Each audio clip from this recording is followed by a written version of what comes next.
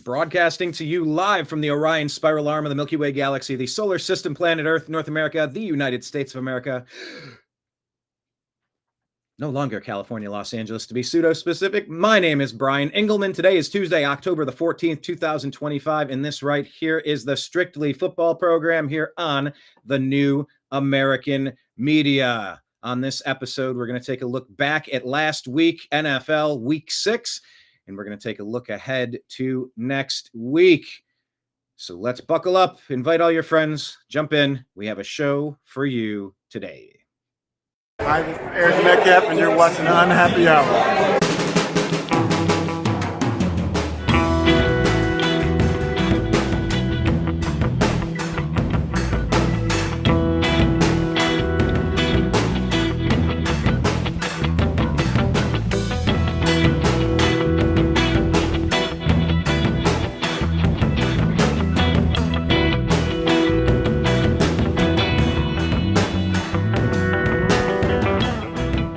New American Media is proud to present a division of the Unhappy Hour sports show, Strictly Football.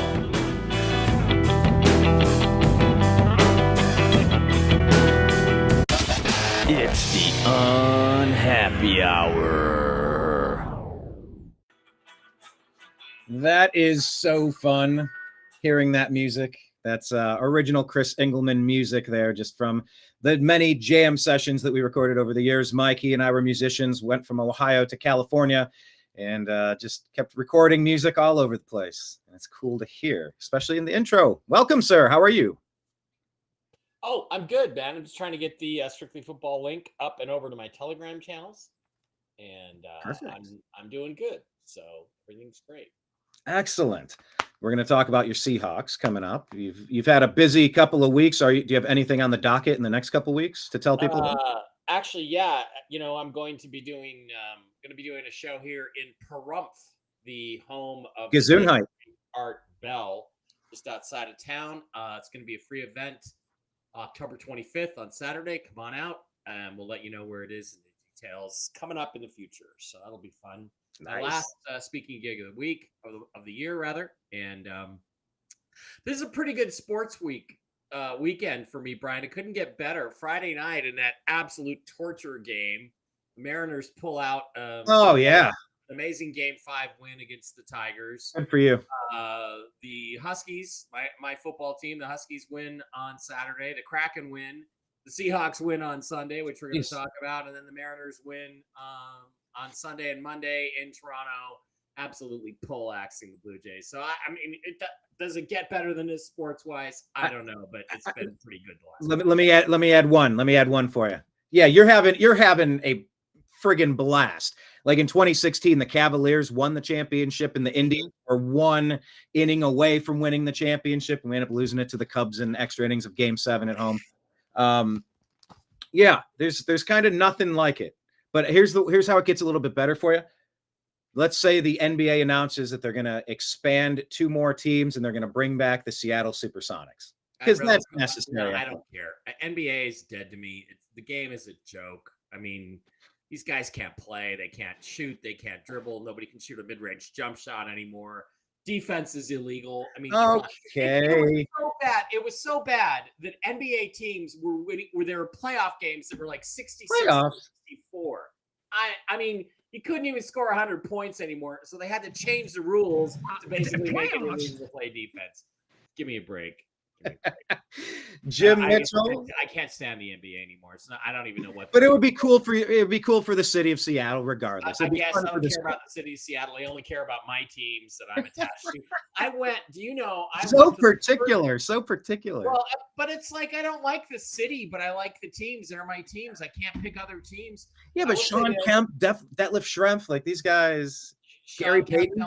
Those were great teams, but that was when the NBA was a great game, and it was a physical game, and you could play defense, and it was a completely different. Well, the NFL has changed too. The NFL has changed a lot in 30 years. It has, and it's gotten worse. Funny, I was just my chiropractor today, and this little old lady was going off about how Roger Goodell is the worst thing that ever happened to football. And I'm like, I can't disagree with anything you're saying, lady. But I wanted to say, I went to the first Seattle Mariners game ever in 1976. In the Kingdom. That Ooh. was on a Friday. I went, I believe Friday. I don't know. Doesn't matter. They lost 8-0. It was horrible, but it was baseball. After having gone to 2 Seattle Pilots games in 1969, they're now the Milwaukee Brewers. And then I went to the first game the Seattle Mariners ever won 3 days later, the third game of that series against California Angels. They won 3-2 when Alvin Davis scored from second base, considering he's one of the slowest human beings on the planet. That was amazing. So I have a pedigree and a history, and the thing I want is I want the Milwaukee Brewers, the former Seattle Pilots, in the World Series. I want them as the opponent for the Seattle Mariners so we can beat them and finally right a metaphysical wrong that was imposed in 1969. Izzy, hold on. Izzy, you jumped in with a finger. He's got another finger back at you. What's your response to that, horse manure? You're on mute. You're on mute. Mute, buddy. I was gonna say it took you a quick second for you to get me on here, but Mike, I was gonna say, hey, congratulations on the 2 wins, but I mean the Dodgers are gonna get one more tonight, and it's gonna be Mariners and Dodgers, like I said. Hopefully, Yeah, that's gonna be a pretty darn good series. it will be a good series, but I would rather play the Brewers just for the karmic metaphysical balance of it. Beating them would be amazing. Well, let's talk football. Yeah. Jigba is completely bored with the baseball talk. Look at him; he's sleeping. We put him to sleep. Sorry, Jim. Jim, what was your favorite part of it, Jim? Playoffs. Playoffs. Talk about playoffs. It's hoping we win a game. Playoffs? Don't talk about playoffs. You kidding me? Playoffs? Playoffs? I'm just trying to win a game. Jim, did you have any highlights from this weekend, sports-wise, Seattle-wise, NFL-wise, Vegas-wise? I don't know. Did anything? I'm going to bring any up attention to baseball? something. I'm going to bring up something to start with. Okay. No, we're not talking baseball. This isn't strictly cowhide here. No, all right? we're talking baseball. There was to San Diego, talking baseball. Mattingly and Canseco. There were several teams 2 weeks ago that had lost that we had discussed that we consider good football teams, not necessarily great. The first one was the Rams. They had lost the week prior. They won and covered this week. The Seahawks had lost. They won and covered this week. Strong the bounce Chiefs back. lost prior. They won and covered this week. So good teams that lose the week before generally will bounce back from the embarrassment. So just keep that in mind this week. Yeah, like you said, except Right. for the Well, Buffalo the Bills Bills. the Bills were one that lost and they did not cover. The other one was the Eagles. Well, let's start with the Bills game, shall we? Falcons beat the Bills by 10. Falcons improved to 3-2 on the season. Bills fall to 4-2. Mike, were you surprised by this one? Well, yeah, I was surprised. I mean, not really. It's funny. It's one of those games where about an hour before the game, I said to myself, I should have, if I had been available to bet, if I could have gone to a casino, I should have bet the Falcons because I had a feeling, what am I thinking? The Falcons are an up and down team.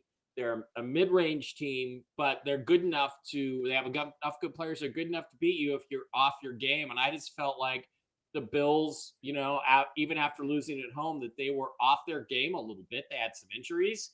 And I thought, I think Michael Penix is probably gonna have one of those spectacular games that he has. It really wasn't him, as it turned out. It was more like Bijan Robinson and Drake London. But they have really talented skill position players. And if Bijan isn't the fastest, best running back in the league, I don't know who is. I mean, set aside Derrick Henry for me. If I could trade, if I as a Seahawks fan could trade for any running back in the league, I'd want Bijan the way he played last night. So it was an upset we should have seen coming. At least I don't remember what Jim picked, but should have seen it coming because they were ripe. They were ripe for whatever reason last night. Jim, any thoughts? I was initially going to put this game on my parlay just as a hedge game in order to protect my ticket. I went real conservative this week as far as a parlay. I had the Broncos on the money line. I had the Chargers on the money line, and I had Steelers -5.5. Pittsburgh was the best bet on the board this week, statistically speaking. But I went ahead and cashed a three-teamer. The fact that I had two teams on the money line. No, I didn't get a lot on my money. It was a minimal bet, and I got 2.6 to 1 on my money, which is still better than losing your bet, and that's what would have happened if I would have, gotten greedy and went ahead and taken this game. The Bills looked good going into this. They were one of those teams that had lost. They lost 23-20 to the Patriots the week before. And I think they lost that game because they broke out those ugly helmets, with the silver bill on Yeah, the side. white ones. I don't know why they play those. That's the first time I've ever seen that uniform. But the Bills were 20-6 straight up after a loss, and they were 9-2 straight up versus the NFC going into this game. The redeeming factor, though, the Falcons play well Sunday, Monday, and Thursday night. They're 4-2 straight up. They're now 5-2 straight up in night games. That's a trend. So I laid off this game for that reason. I initially thought the Bills were going to win the game. I had them on my game picker. I went straight up. I'm probably in the basement. I was 9-6. You guys were both 10-5. I don't know what his was, but if I had if I had sucked it up and just went ahead and take the Oakland Raiders last week, I'd have been tied with you guys. But I was an idiot and took the Titans. And they no longer have a head coach. Las Vegas Raiders. Yeah, and I hope that we can hire the Titans no longer Callahan have a back head coach. for the offensive line. He used to be the Browns' offensive line coach when we did the best. Our offensive line has been a train wreck since he left. By the way, Jim, those are the old Jack Kemp era. Yeah, he won't be out of work. Yeah, those are the old Jack Kemp era Bills uniforms. And why did they ever go away from the blue with the blue helmets? That was the best look they ever had. What are they doing? What the hell are these stupid ugly uniforms? Marketing opportunities. Izzy, what did you take away from this one? It was one of the 5 games I got correct this week, unfortunately. I remember you picked this, and I'm like, why are you picking the Falcons? I mean, they have like I say every week, they have the offensive tools. They do. But I mean, yeah. Besides that, it was a really good game. I mean, Bijan Robinson, he's going to be one of the best top 3 running backs for the next couple of years, up there with Jonathan Taylor and also Drake London. He's going to be pretty good. But yeah, I mean, a good game by Michael Penix, and the Bills, they just don't got big name guys out there. It's mainly just Josh Allen. So yeah, it's a good one for the Falcons.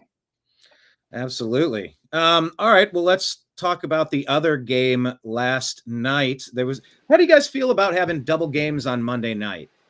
Well, I'm liking the trend. I mean, Seahawks are going to be part of it next week. I like having more than one game, although it got super busy for me with baseball and 2 Monday night games. Yes. 2 baseball games and 2 Monday night games. But if you're like Jim Mitchell, you don't care about baseball. It's good. It's good stuff. You just can flip back and forth. Well, the Bears flipped back and forth and got a win. Look at that. 3-2. The Bears are kind of slowly turning into something, and the Commanders are still struggling at 3-3, Mike. I don't know. Thoughts? Again, I don't get the criticism of Caleb Williams. I mean, I had people on my Twitter feed at halftime. Caleb Williams is ass. They got to get rid of this guy. They're never going to win with him. And the guy has everything. I know the finger painting. I get it. But the guy except for the finger painting, the guy has everything you want in a quarterback, and he's competitive. He wants to win games. He cares. And you look at Kyler Murray, and I don't think Kyler Murray gives a flying fuck as long as he gets paid, whether his team wins or not. But Caleb Williams cares, and he has the physical tools that are just off the scale. And I like that about him. Now, does he occasionally, 2 or 3 or maybe even 4 or 5 times a game, hold the ball way too long and not get rid of it and take ridiculous sacks. Yes, he does, but you can coach that out of him. And I think he's gotten a lot better at that. And over the last few years, over the last 2 years, he's gotten a lot better at that. And I think that's going to get less and less. And I see a great ceiling for this guy. And last night he showed you why. He did what he had to do in the important part of the game. And with those receivers, wow, good for the Bears. I think they got a little something going here. They're just starting to feel it. And the new coach, what's his name? Help me. The guy from Detroit, Ben Johnson. Ben Johnson is coaching this guy up. And talent is unquestionable. Now we got a good coach. Watch out for the Bears in the next 3 or 4 years. Jim Mitchell. Yeah, I agree with Mike. I think the Bears played well last night. It was kind of like the Seahawks Buccaneers game last week. It was kind of like I'm watching the game. I'm thinking, okay, whoever has the ball last is going to win the game. And it's going back and forth. I still don't understand some of these timeouts at the end of the game the coaches are making, and there was a couple of weird timeouts last night at the end of this game. But the Bears going into this game 14-33 straight up and 5-23 straight up on the road. That's one reason why I laid off of this game. And Redskins 16-9 against the spread. Not impressive, but I thought the Bears played well enough to win the game, and they did. They definitely got the win. They did play enough. Izzy, was it more that the Bears won it or more that Washington lost it? Yeah. I didn't watch the game, but from a box score, I'm going to be a box score watcher. It seems like the Commanders lost it. They had 2 fumbles for losses, so that's going to come back and bite you in a close game like that. So just stepping away from it objectively, like you can read the story without even watching the game. They were 2 competitive teams, but you screw up 2 times like that, passing the ball away. Yeah, exactly. And like Mike said, Caleb Williams is a competitor. Sorry, I talked over you. Say that again. My bad. Yeah, I saw like Mike said, Caleb Williams is a competitor, and he's out there showing that he cares about the game more than other quarterbacks in this league. So that's a good thing. Jaden Daniels too. Yeah, Jaden. Yeah. That's the thing that's just so overlooked, especially with quarterbacks, is you got to have a guy who wants to win the game. And Caleb does. I don't get the I agree. I think Daniels and Caleb, I mean, they're more interested in watching game tape, at the end of the game instead of playing Call of Duty. All right? That's the difference. Is that a sideways shot at Baker Mayfield, Jim? A sneak diss of Kyler Murray. Kyler Murray, yeah. Well, yeah, they need to just take Baker. Take his PlayStation 4 away from him, and he'll be all right. That's one of the reasons why the Browns said they got rid of Baker Mayfield is they tracked his identity is on Steam on the gaming platform the week that they benched him as a backup, and he spent like 27 hours playing playing Call of Duty and shit, and not watching the game film, and then he had to go in the game. I was going to say there's a statistic out when a new Call of Duty season drops for the video game, Kyler Murray tends to lose and play horrible that day because supposedly the 2 days before he's just up on the game all night. You know what? I'm going to add that to the stats. Oh, yeah. Yes. I'll add that to the stats. Hey, there's a new Call of Duty coming out soon, so. Yeah, and if you were thinking of I can just see Jim, and if you were thinking of betting on the Cardinals this weekend, well, there's a new Call of Duty dropped on Wednesday, so don't expect a good game from Kyler Murray. This is a fantastic segment. I love what we just did here. Are we breaking news? Or nobody else does this? Mark Schlereth, stink. Eat your fucking heart out, pal. All right, let's move off of this game and go to, man, I don't know. How about go to your team? How do you think? Let's do the Seahawks game, shall we? Sure. Mike, what did you think of what happened this week while I cue it up on the screen for you? Sorry. Well, it was Jaguars. There we go. Yeah, as I kind of expected. I mean, I think we talked about this last Tuesday that a win on Monday, lose on Sunday. It's a trend in the NFL. It's definitely a statistical thing. Sam Darnold again had a great game. Threw the ball deep. Threw the ball all over the field to Jackson Smith-Njigba. Good for him. And again, the other thing that stood out, of course, was the front seven of the Seahawks. They created all kinds of pressure on Trevor Lawrence. I think he had a bunch of dropbacks, and they pressured him 18 or 19 times. They forced him into bad throws. They forced him into inaccurate throws. There was one play, and I hate to always go back and harp on Russell Wilson, but it was a pass up the left sideline. Guy was wide open. He put too much air under it, didn't time it right, didn't get it there. Should have been a completion. He overthrew the guy, and I'm like, a top tier quarterback cannot miss a receiver that open for 40 or 50 yards downfield. And Lawrence did. I felt like they kept him off balance. The Jaguars were listless. They got pushed around a little bit. They have a good defense. They were very good against the running game. My big criticism is, why do we keep giving the ball to Zach fucking Charbonnet? He had, I think, 17 carries. Walker only had 15 or less. Charbonnet averaged 2 yards a carry. Okay, he's only effective between the tackles in a power game. He shouldn't be out there. You should be giving Ken Walker a lot more carries. Ken Walker leaves the yards on the field. He's no Bijan Robinson, but I think that's a problem they're going to have to fix. You can't have this guy be a teacher's pet if he's just not getting the job done. And Charbonnet's not. But I thought what happened that was so exciting, Jim Mitchell, for me as a Seahawks fan, is I'm actually watching a team, the Seahawks, game plan. They actually fucking game plan for this game. Unlike Pete Carroll, they actually game plan, how are we going to cover for our weak secondary? And they did it by creating all kinds of different stunts and pressures up front. That's Mike McDonald. That's one thing he does that Pete never does. So those things all made me happy. We're 4-2. We're right in the thick of it, and who knows what's going to happen. I wish the Cowboys could do the same. Yeah. Game plan for our weak secondary. Yep. If only. Jim Mitchell. Yeah, the Seahawks had a tough game the week before. I mean,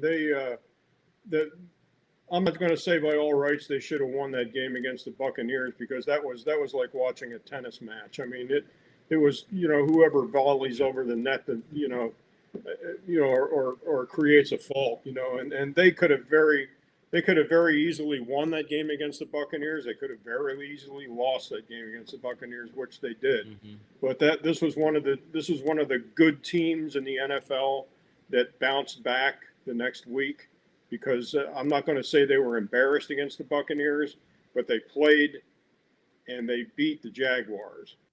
I don't think the Jaguars lost that game. I think Seattle beat them. And going into this game, there's a vague statistic. The NFC is 18-9 straight up against the AFC so far this year. 18-9. So that's a 2-1 margin going into this game. So do you expect that trend to continue, or is it just interesting so far? It's it continued through these games that were played last week. Huh? So that is holding up, and I'll have that later. Gotcha. All right. Yeah. And you start at this point of the year, you start developing trends. You start figuring out what you have in a team, and you start to see, you can just step away from it a little bit and see the division, and you can see the AFC Central for what it is. And you're like, oh, okay. Didn't quite know it was this bad, but you get a little feel for it. This game was good for me because my Browns own the Jaguars pick, and this drops them to 4-2. We want that pick to be as high as possible. Kind of surprised Jacksonville was sitting there at 4-1. Yeah, as a fantasy football owner of both Kenneth Walker and Zach Charbonnet, I need to get more out of your running game, please. Jackson Smith-Njigba, Cooper Kupp catching touchdowns for Seattle. Brian Thomas Jr. finally giving us something, 8 catches, 90 yards, and Tim Patrick with another reception on the day. Izzy, any final thoughts on this one? Yeah, it's a good game by Sam Darnold. The Seahawks seem to figure out a way on defense to shut down Travis Etienne and Brian Thomas Jr. to their extent. And Jackson Smith-Njigba is one of the best wide receivers in the league at the moment. Great to have him on your team. What a blessing. He's really blue. Is he year 2 or year 3 now? Year 3, and Year he's one of the 3. top 5. He's one of the top 5 receivers in the league. Oh, Yeah. yeah. Ohio State is cranking out wide He gets receivers. deep. He had a 61-yarder. Don't tell me he doesn't go deep. Oh, he's a slot guy. Oh, he's a pattern guy. No, he The- goes deep. Mhm. His best attribute, Mike, is the fact that he can catch a pass at a full sprint. Mhm. You know, and he has that ability, and Darnold's got the arm to get it to him. Yeah. So Yeah. Darnold, there- he has a first-round arm. That's for sure. His accuracy could be a little better, but 80% of the time he's right there. I mean, so look, 6 games in, Mike. How are you feeling about the revamp? Well, you too, Jim, but getting the quarterback like you did. I mean, you're pretty happy, right? Yeah. You're totally done with Geno, but out of the other options that were available in your off season, you didn't really have a ton of options last year, right? I felt like Darnold I didn't think he would be as good as he was last year. He's showing that he is every bit as good as he was last year.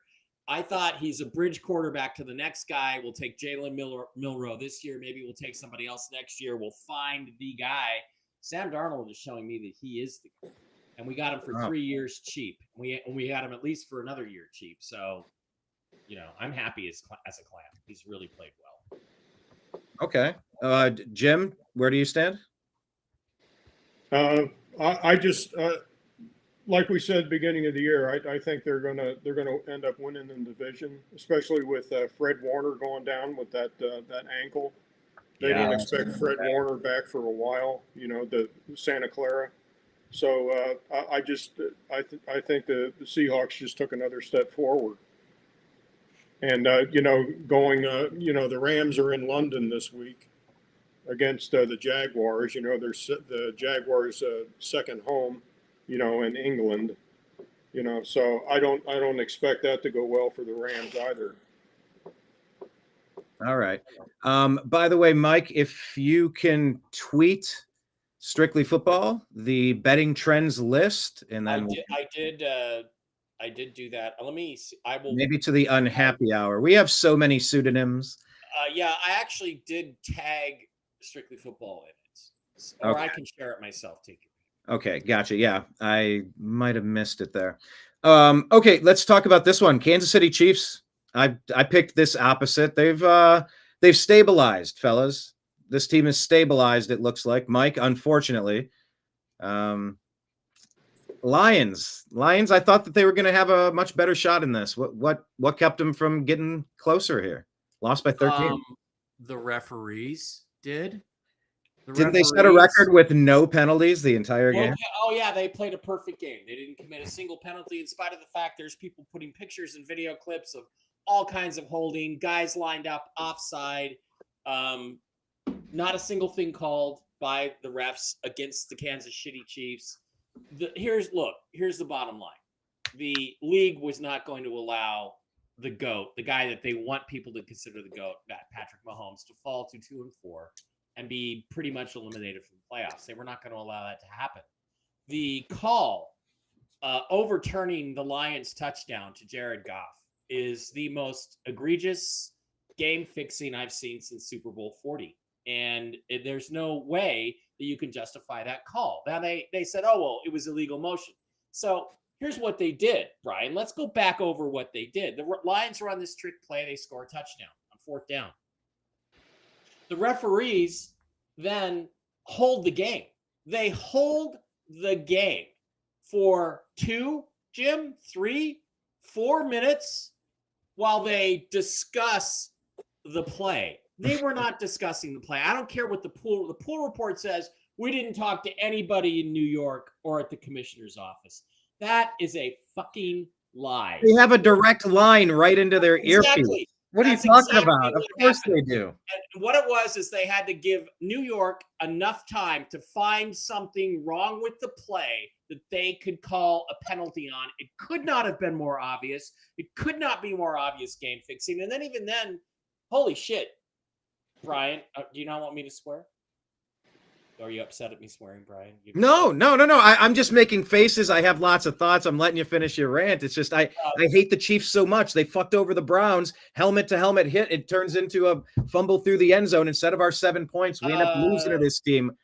Yeah. So let's go over what happened. What happened was they put the game on hold so that somebody in New York could find a reason or an excuse that they could then push out to their TV people to justify calling a penalty and keeping the Lions from scoring a touchdown. Now, does 4 points as opposed to 3 win the game for the Lions? No, but the whole momentum and you have what I know, games change on momentum plays. So who knows what happens in that game the rest of the way. I also sent you a link to, I think it was Kelsey. The ball bounces off the field, a total incompletion. The referees then later, they call that a completion. And in the Bills game, and if you ran the video, I would if I could, but YouTube would take it down if I did. In the Bills game, the ball never actually touches the ground. They call that an incompletion. Right. They call the Chiefs thing a completion, which is clearly an incomplete pass. That's just a couple of examples. But the bottom line is they stopped the game to find a way to take that touchdown away from the Lions. And what's go to the tape.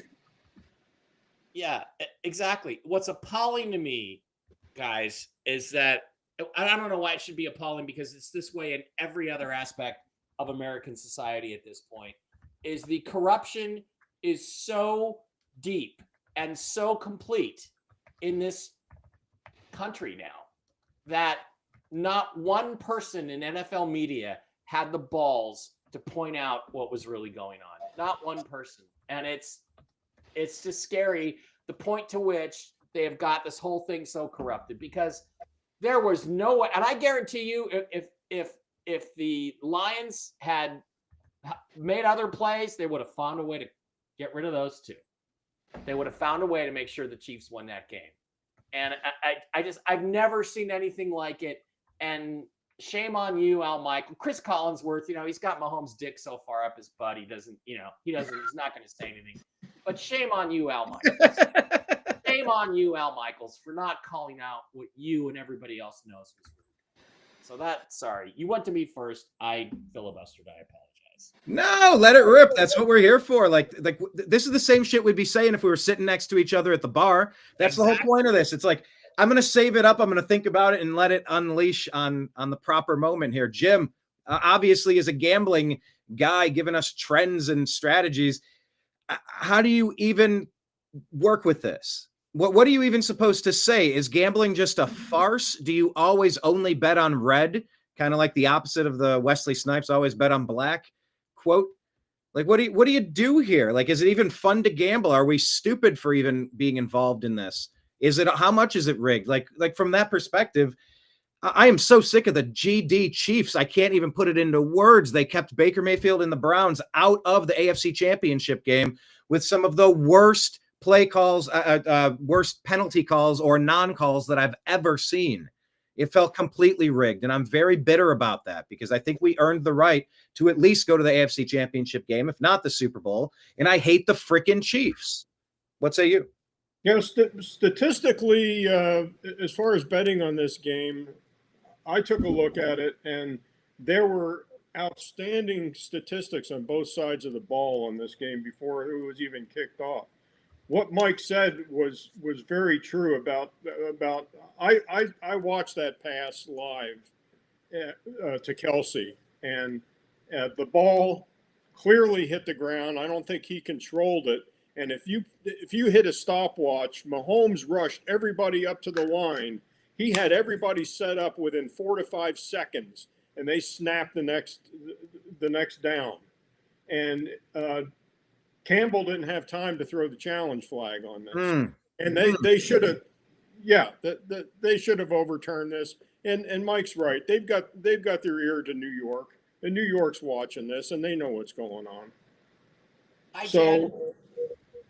Sorry. Mike, promote your show with Jen. When's your next show with Jen? Real News Live with Mike and Jen. Tomorrow is Tell the Truth Wednesday. We will be on at 1 p.m. Eastern, 10 Pacific time. Don't miss it. We're going to have all kinds of cool stuff going on in the geopolitical world, which is every bit as corrupt as the NFL world. And that's the thing, Jim. What you just pointed out is that there were a bunch of other calls, bunch of other things where they jobbed the Lions. They just weren't going to let the Lions win that game, I don't think. And it's like, again, sad thing is nobody in the media. They're not going to let the Chiefs go to 2-4. Yeah. Izzy, what was your takeaway from this game? Yeah, I didn't watch it, unfortunately, but I can kind of agree. Just looking from that play, Travis Kelce didn't catch that ball. I did have some parlays in on the game, and I could tell you that tiniest inch for Lions players. So, yeah, I don't know. It's just a bad beat by the Lions. Of course, yeah, they could have done more things to get back in the game, but I don't see in what world they're losing 30-17 with the team they have against the other team they got. So it just makes no sense in my mind. Yeah. Well, we're back at it again. We got Taylor Swift. We got Travis Kelce. We got the Chiefs. We got Patrick Mahomes being shoved down our throats. Well, you know what? Sorry. Yes, Just both of you. Mike a first and Jim. sidebar on this. Just a sidebar. The correct pronunciation is actually Kels. Okay, I'm not making this shit up. Kels. It's his last name is Kels. Jason and Travis's father was in the military, and Jason and Travis's father, his buddies in the military gave him the nickname Kelsey, and that kind of stuck. But his pronunciation, it's not Tyrod, it's Tyrod. It's Tyrod. Yes. It's not Kelsey, it's Kels. Great reference. That was a deep cut. If you go back a couple episodes, Baker Mayfield educated us that it's not Tyrod, it's Tyrod. But he'll never correct you that way. But that's how you're supposed to pronounce it. It's Tyrod. Mr. Taylor's mother didn't name him after a car part. It's Tyrod. Okay. That was point number one. Right. Well, the thing I was going to say is that when you watch the media the next day, Colin Cowherd, everybody, oh, the Chiefs are back. The Chiefs are back. The Chiefs are going to the playoffs. Just with absolute unanimity. It's like watching the fake news attack Donald Trump for something, whatever the issue is of the day, right? It's like it's all scripted. It's all fake. And that shows you that there is a media agenda on making sure the Chiefs just aren't going to have an off season. They're just not, because everybody was on the Chiefs bandwagon again. And God help those poor teams that are going to be playing the Chiefs and beating the piss out of them. Because the refs are going to find a way to take those games away from you guys. Right. Mike, that's absolutely correct. I mean, just to dovetail off of Cowherd, Mark Sanchez is one of Cowherd's probably tightest friends on the show. He does a probably a 20-minute spot every Thursday on Cowherd. And did you hear Sanchez coming out of Cowherd's mouth once? No. So now Sanchez's backup to go on Cowherd now is going to be Brady Quinn, who also sat in on the game because Sanchez beat the shit out of a Uber driver. committed a crime. Yeah. Right. It's like I told you probably a year ago, Mike. Severity of injury does not make a suspect or a victim. Yeah. Okay. Yeah. Yep. All right. That's a fair point. Well, one last thing I'd like to add is I'd like to remind everybody that in 2006, when the Seattle Seahawks had the 4th overall pick in the draft, and I desperately wanted Mark Sanchez to come in and be the future replacement for Matt Hasselbeck. And they took a guy you've never heard of, Aaron Curry, one of the worst linebackers in NFL history instead. I had it all primed up on Seahawks.com, jersey number 6, and the name on the back was Dirty, Dirity. And I was going to buy that jersey. It should have happened. It's one of those things that karmically will never balance. The Dirty Sanchez. The Dirty Sanchez. I actually do have okay, I'll wait. I'll show that in a second. I might have a prop available here. All right, let's wind up this one. Look, my Cleveland Browns are trash this year, but most of the real fans, we're pulling for Baker Mayfield like you wouldn't believe.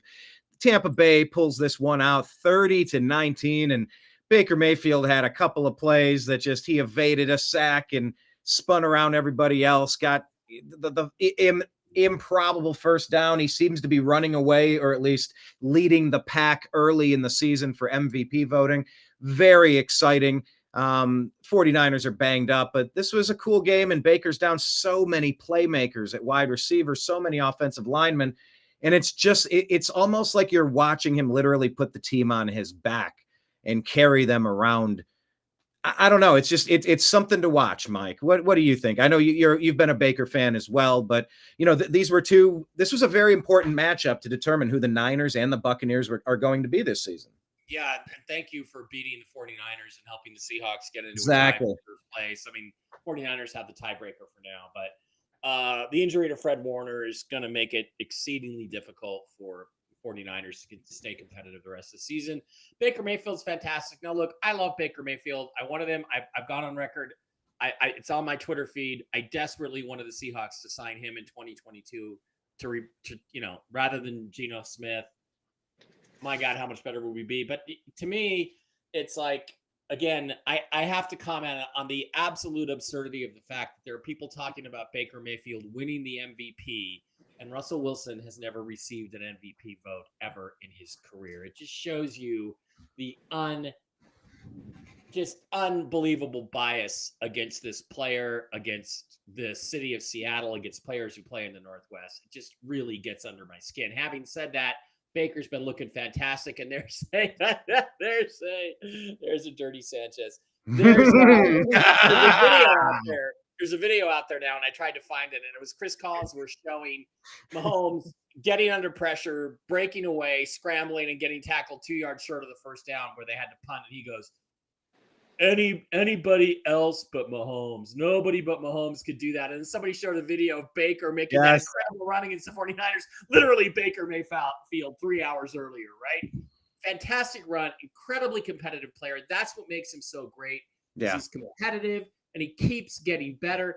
Athletically, he's a little bit limited. He gets in trouble when he tries to do things his arm really can't do, but that's his only flaw at this point. The guy is carrying that team on his back, and they look fantastic, and they beat a good 49ers team. Yeah. Good teams. And it's what I said this whole time. He's still improving, guys. You don't need to throw him out like, he's trash. You haven't had a healthy run with Baker with 2 years of the same offensive coordinator or the same head coach or any continuity. How about some healthy players? How about some healthy receivers? Exactly. Would be good too. All of it, Jim. But Baker's been doing well, and the Buccaneers are doing well, and it's shaping up to be a magical season down there. It seems like. Yeah, I just want to say hi to Jen. Also, it was good to meet you a couple of weeks ago, Jen, at the convention. Also, Regina's on her way home, Jen, and she's probably going to give you a call. Reference Rose. Okay, so you know what we're talking about there. Yeah, the Buccaneers. 14-4 straight up as a home favorite. Okay. So that's pretty impressive. 14-4 straight up. So they were laying 3.5 points against the 49ers. They covered comfortably, and yeah, Baker Mayfield is. I think this year he's probably a top 6 quarterback in the league. He was 17 of 23 for 256, 2 touchdowns, no mistakes, rating of 139, QBR of 80.6. Yeah, Rashad White was in as the backup running back because Bucky Irving's injured. And I mean, you got Cameron Johnson, whoever that is, doing the backflip in the end zone. It's a special team. They have a bunch of talent, and it's really fun to watch, Izzy. Yeah, it was a pretty good game. I mean, the Niners are a well-coached team to stay competitive against a Buccaneers team. But, yeah, like you said, banged up Baker Mayfield. Some O-linemen are out. I heard his receivers were fluctuating in and out. I mean, their leading receiver was Cam Johnson off of 4 catches. But I try to make the argument that Baker Mayfield is top 3, considerably better than Josh Allen. The only thing that he does different than Josh Allen is he stays in the pocket longer. He doesn't roll out almost 2 seconds within the drop back trying to make a play, but he makes a play when needed. So that's kind of how I could separate them. But yeah, it sucks for the 49ers. They banged up, losing Fred Warner and Nick Bosa for the rest of the season. But hey, it's a really good win on Baker Mayfield's end. And back on the Chris Collinsworth, there's honestly a current meme going around with kids talking about how he just it's called glazing. He glazes Patrick Mahomes. Like, it'll be the simplest. He'll throw the ball away, and then it'll be Chris Collinsworth being like, oh my gosh, Patrick Mahomes is the only person who can make a pass like that, a play like that in his head. So it's just an ongoing meme how he glazes Patrick Mahomes. It's not just him. It's like all of NFL media is required to do this. I remember a couple of years ago, Brian Baldinger, who I like his opinions. I respect him. Mahomes, there's the pressure's coming on. He's in the pocket. He steps forward and throws the ball about 50, 60 yards downfield. Great throw. But I've seen 50 NFL quarterbacks make a throw like that, and he goes, Mahomes is amazing. And I'm like, literally, you don't think there's another quarterback in the league? I've seen Geno Smith take 2 steps up in the pocket and throw the ball accurately 40 yards downfield for a touchdown. It's like they act like, I don't know. There is definitely a political agenda to make Mahomes into the GOAT. And while I think he's a great player, I just, I don't get it. I do get it, Izzy, but I don't like it one bit. It's ridiculous. Yeah, it's just a joke at this point for us. So it's pretty funny. By the way, if we're comparing Baker Mayfield to Patrick Mahomes, let's remember that when they faced off in college in 2015, Mayfield's Oklahoma Sooners played Mahomes' Texas Tech Red Raiders. Oklahoma won that game 63-27. But Mahomes had around 800 passing yards that game. Let's not forget about that. Mahomes threw for 700. Wait, what was it? Like 700 something passing yards that game. I think that was total. He threw for 372 and 2 touchdowns. Yeah, and when they sparred in the amateurs, Jimmy Ellis beat Joe Frazier too. So it's like it's college. Come on. Izzy, go ahead and look up the stats in case Grok got him wrong. I was just reading the Grok prompt. But but here's my point. This involves you as well, Mike and Jim. We don't know. Here's what we know about the draft class of Baker Mayfield. We know that Josh Rosen will not be considered the most successful quarterback taken in that draft. He was taken 10th overall by the Arizona Cardinals, 22 spaces above Lamar Jackson, a multiple-time AFC MVP.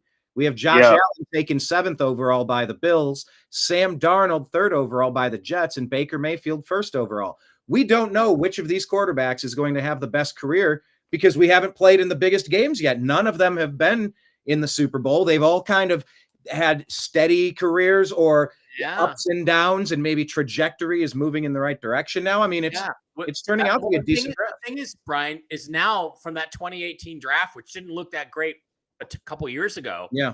Now it looks like there's a big four. You got Darnold, you got Mayfield, you've got Josh Allen, and you've got Lamar.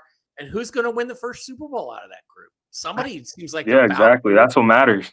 Yeah, I have conversations with buddies about this, and I've been consistently saying, jury's still out. I think Baker Mayfield will have the best NFL career out of all these players, and they've obviously had great success on their teams already. That's fine, but I still think Baker will be the best out of this class. Brian, we'll see. Yes, what are the real to annotate on that Oklahoma game, Patrick Mahomes holds the record for tied for the most passing yards in a single football game, with 734 yards achieved on October 22nd, 2016 against Oklahoma. He completed 52 of 88 passes and threw for 5 touchdowns. What were Baker's stats in that game? And I think he had like 500, something like that. Let me see.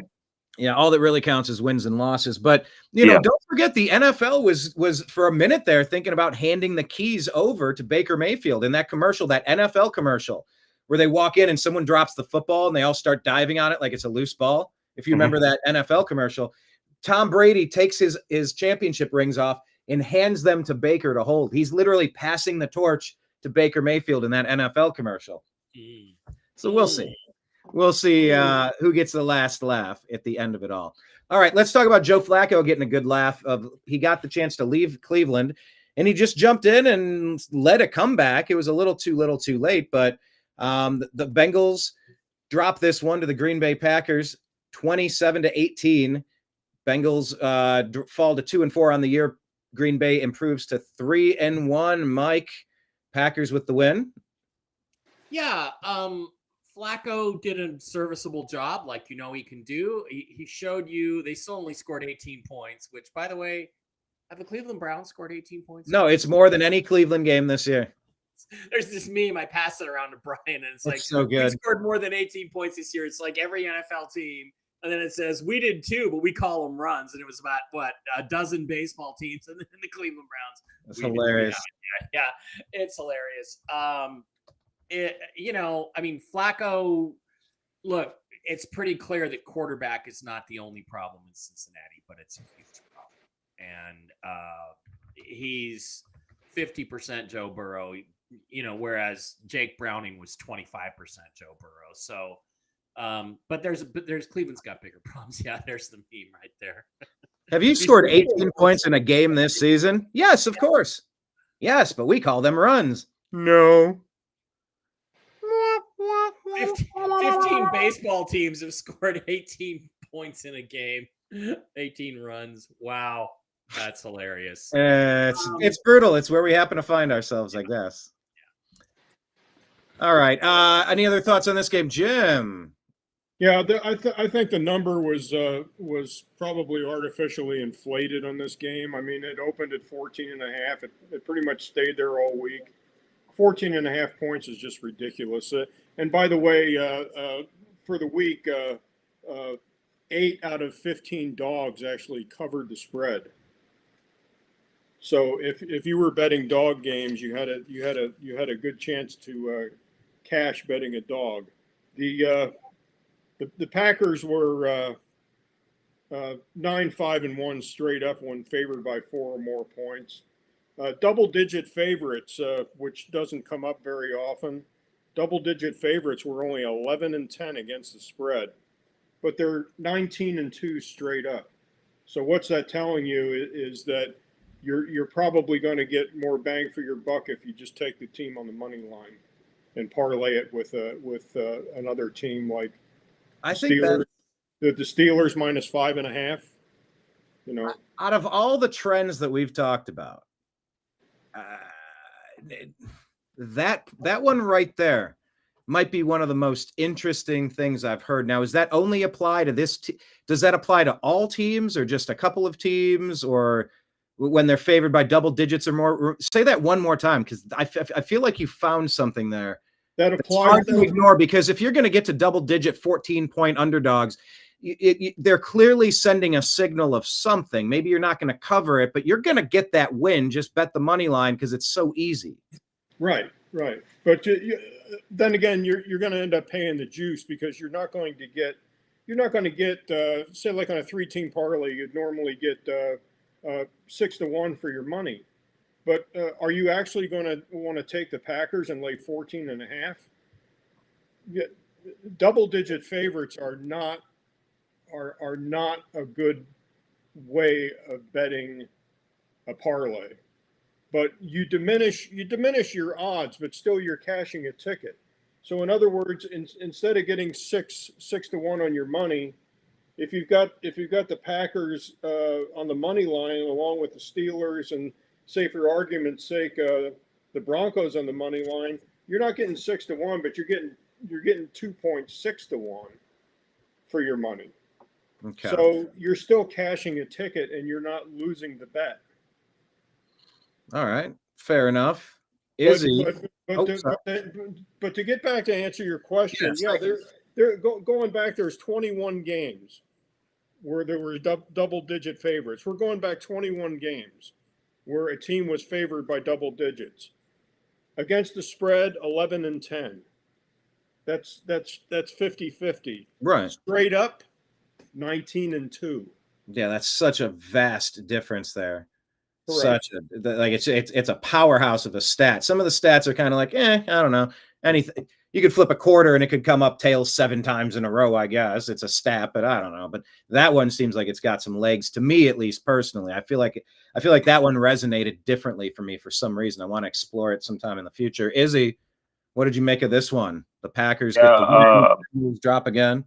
I thought they could squeak it out. I chose the Bengals one in this week, hoping for an upset. I mean, they were close, but yeah, I mean, it shows. I mean, Green Bay. I mean, they're only getting 27 points against the Bengals defense and against a new implemented quarterback in the system. Not taking away any credit that Joe Flacco is a veteran and that he could probably catch up to speed fast, but.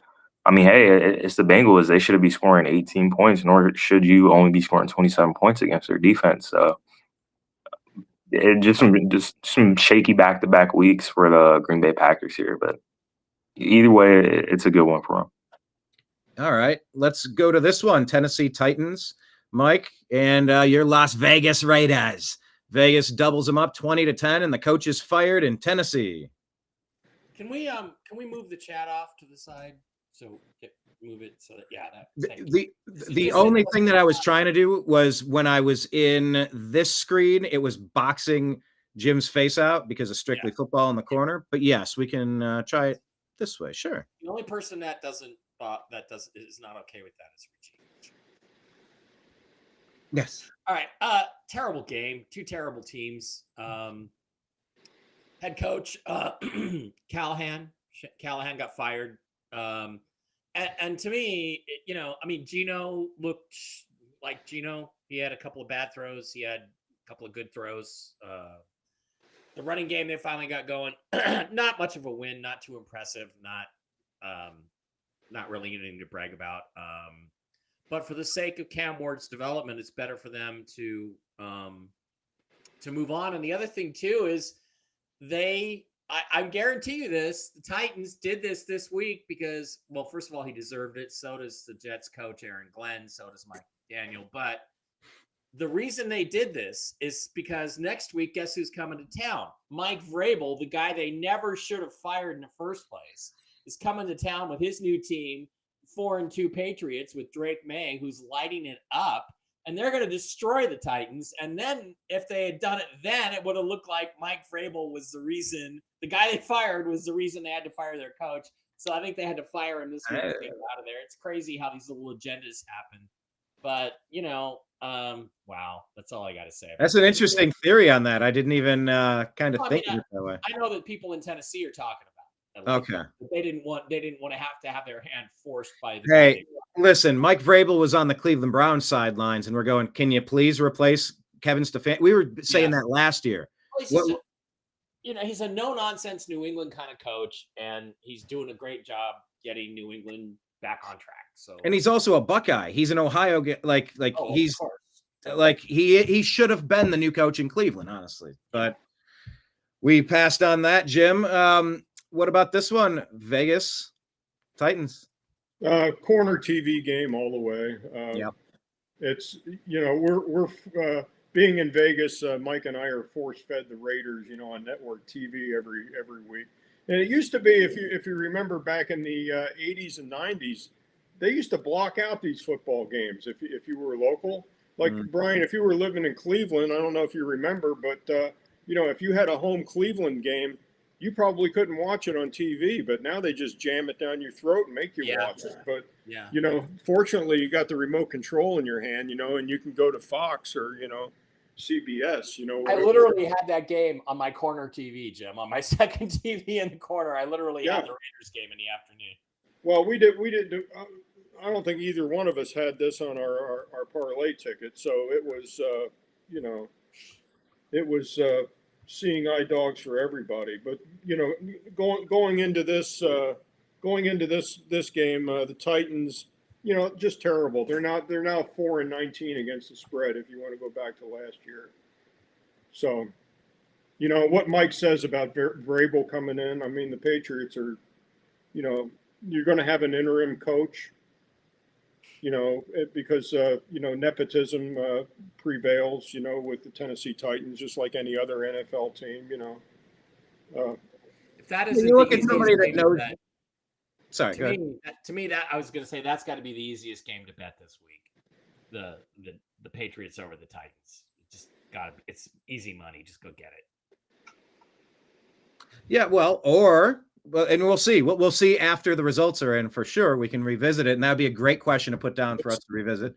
Yeah, Brian, it's a bit. Sometimes a team needs a jolt, a kick, a fresh perspective, and sometimes players can really rally around a change. So, I mean, I don't know, but it'd be Yeah, interesting. but it's a big number to bet. I mean, it's 7 points. You know, Gotcha. and the Patriots haven't laid 7 points all year. You know, the best of my recollection. So, but it's an up and coming team, which are the Patriots, against a bad football team. Correct. That is the truth. Izzy, you see Cam Ward still is the future. You like him as a player, but Titans didn't get him because they were good last year. They were the worst team, and they are fighting the Browns to be the worst team this year. What do you think of all this? Horrible. I don't like it at all. Two horrible teams that are horrible against each other. I mean, it shows about the coaching and the players that they have that both you guys are bad and you guys are still playing bad. So it's just mediocrity at its finest, just worse. I mean, I didn't watch it. I didn't care to watch it. But, I mean, 10 points, 20 points is respectable for the Titans head coach to get fired. They can see what they could do without him, but I completely agree. Mike Vrabel should have never been fired. He was a great coach. I mean, he led a team with Ryan Tannehill at quarterback to the AFC Championship at one point. So Geno Smith still isn't the answer. And Cam Ward, I mean, he's throwing a 10-day contractor. So, I mean, it's not much you could get out of a game like this. So it's whatever, in my opinion. I'll say it's whatever. All right. It's whatever. Let's go over to the Rams. Now, I'll tell you what, it's whatever for the Baltimore Ravens this year, Mike. They are 1-5. Lamar's been out. They look old. They look bad. They don't look like – I'm loving it. They stole my team. I'm never going to – I hate the dirty Ratbirds. Finally, they're sucking. What do you make of this? Well, they're terrible. And the Rams showed how terrible they were by just dominating them, really. And without Lamar, they're even more terrible. It's pretty clear now that Lamar is the only thing keeping their heads above water, really, the last couple of years. They had great records, but they didn't really win any big games last year. And Lamar can't do it all by himself. So I think the foundation is rotted in Baltimore, and they need a revamp because the basic foundation is just not there. And that's what we're seeing, without Lamar. That's what we're seeing. Meanwhile, Matthew Stafford is an MVP candidate, and he's in your division. You're watching him closely. I hate him, but he's good. He throws the ball so much better than I thought he did when I watched him in Detroit. I have to say, some of the throws he makes are terrific. So, not much to say about this game. Rams were the better team. Rams dominated. Should have been a bigger score than that. That's all I can say about it. Jim Mitchell. I don't have much on this game other than the fact that, the NFC is 18-9 straight up against the AFC. I didn't expect the Ravens to win this game, but I don't like 7 points. Yeah. In pretty much any football game. I mean, it's still an NFL team, even though they are without Lamar, and they are a completely different team without Lamar. Yeah, and Derrick Henry appears to be showing some signs now.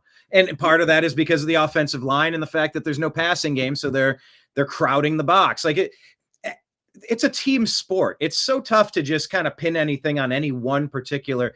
It's all connected. They're all Lego pieces. If they're not sturdy, it's causing all sorts of problems everywhere. Just to go what you said about Derrick Henry, he also seems to have a difficult time hanging onto the ball lately. He's coughed it up quite a bit in the last couple of games. But no, I don't have a lot. I didn't play this game, and there's a saying Mike and I have. You look at a game and you look at a game like this, and you look at it and you say you don't need the game. You don't need the game in your ticket. There's other games to look at. Izzy, Puka Nacua went out of this one, right? He only had 2 receptions on the day. The leader was Tyler Higbee. Your city, your team, your Rams. Yeah. Unfortunately, Puka got hurt.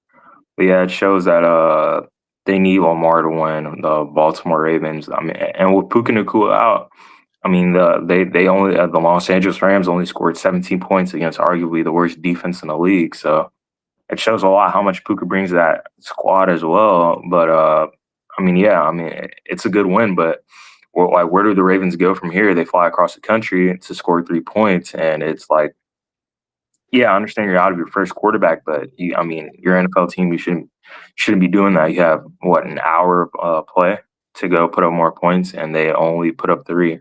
So hopefully, at this point, I say scratch the season, try to get a top 10 pick, and revamp somewhere on defense, O-line, receiver, somewhere. But hey, it's not going to be this year for them, unfortunately. Well, the interesting thing, if you're not a member of the Cleveland sports media, you might not be hip to this story, although Shedeur Sanders transcends normal media. There's a report out there that Shedeur Sanders explained to the Ravens, I don't want to go to your team and sit behind someone like Lamar for the next 10 years. I want to go somewhere that I could play.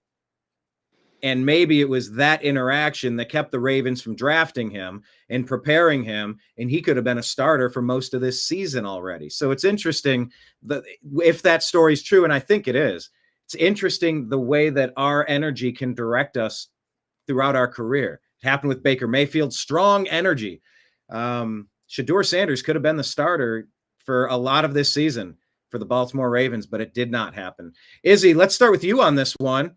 The guys are really excited to kind of go over this game with you. The Carolina Panthers defeat the Dallas Cowboys. You were talking about when is it time for a team to blow it up and do something different and start getting draft picks. How are your Cowboys doing? Tell us what you learned in this game. Your eyes were bugging out for like 60 seconons. I kept trying to filibuster. How long can I make you keep your eyes like that? Man, oh my gosh. I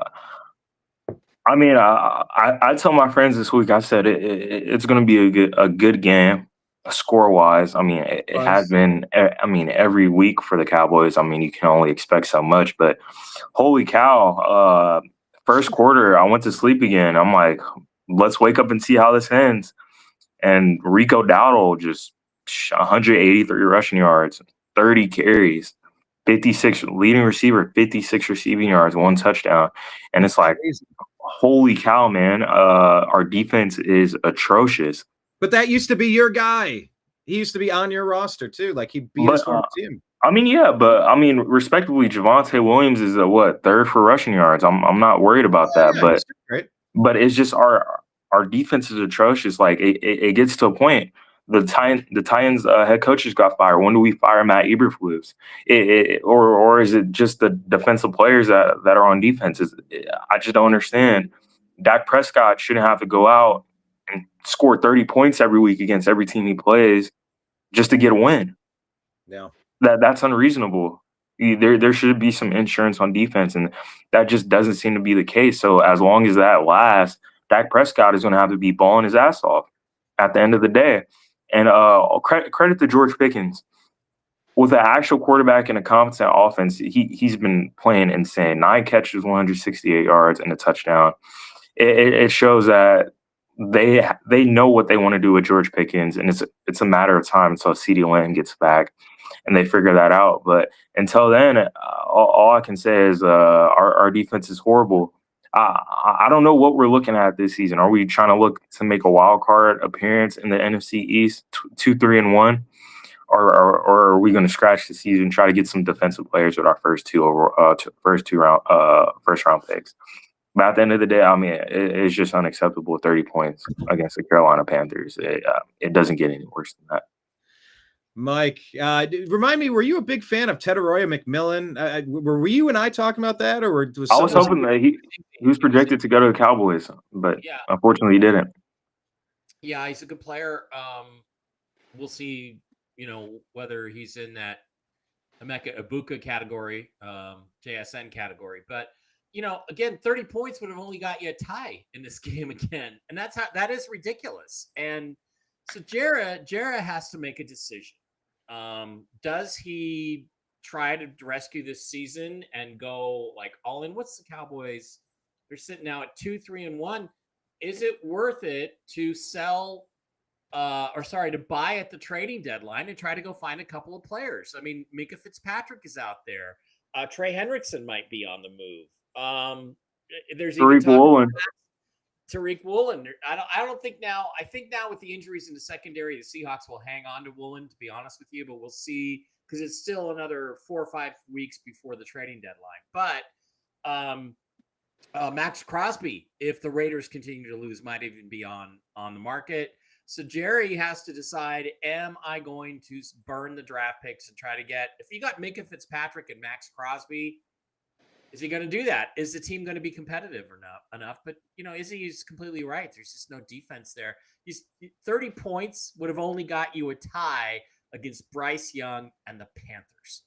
You gave up 3 touchdowns to Bryce Young, touchdown passes, and only got 1 interception back. That's bad.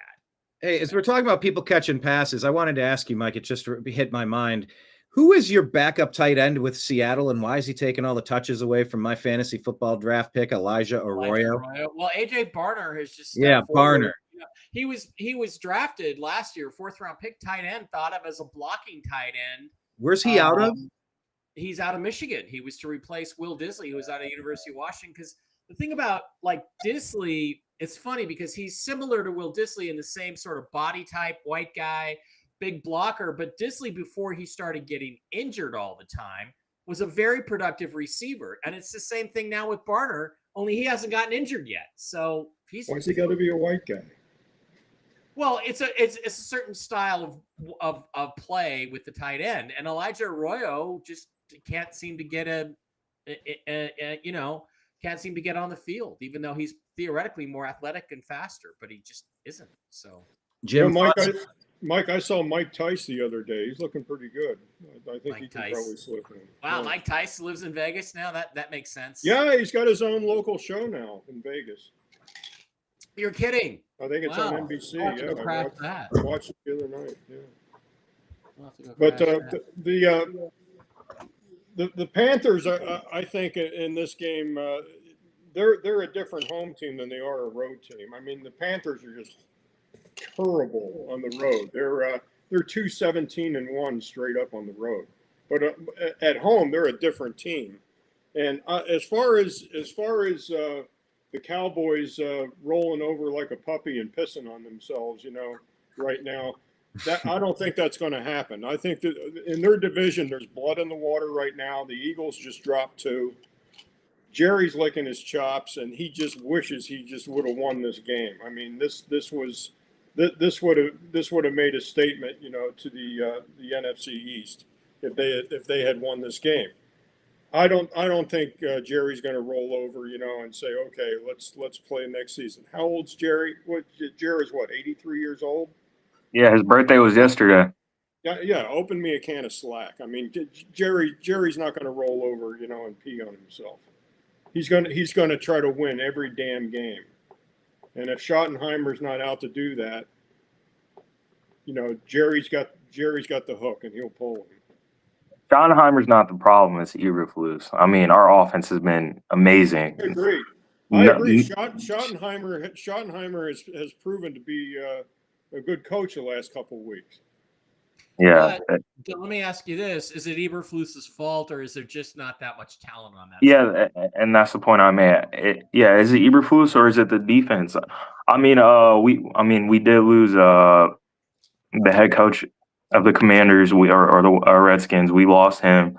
We lost our DB coach, Al Harris, and Trayvon Diggs, Deron Bland. It's the same defense pretty much, just without Micah Parsons and a better interior D-line.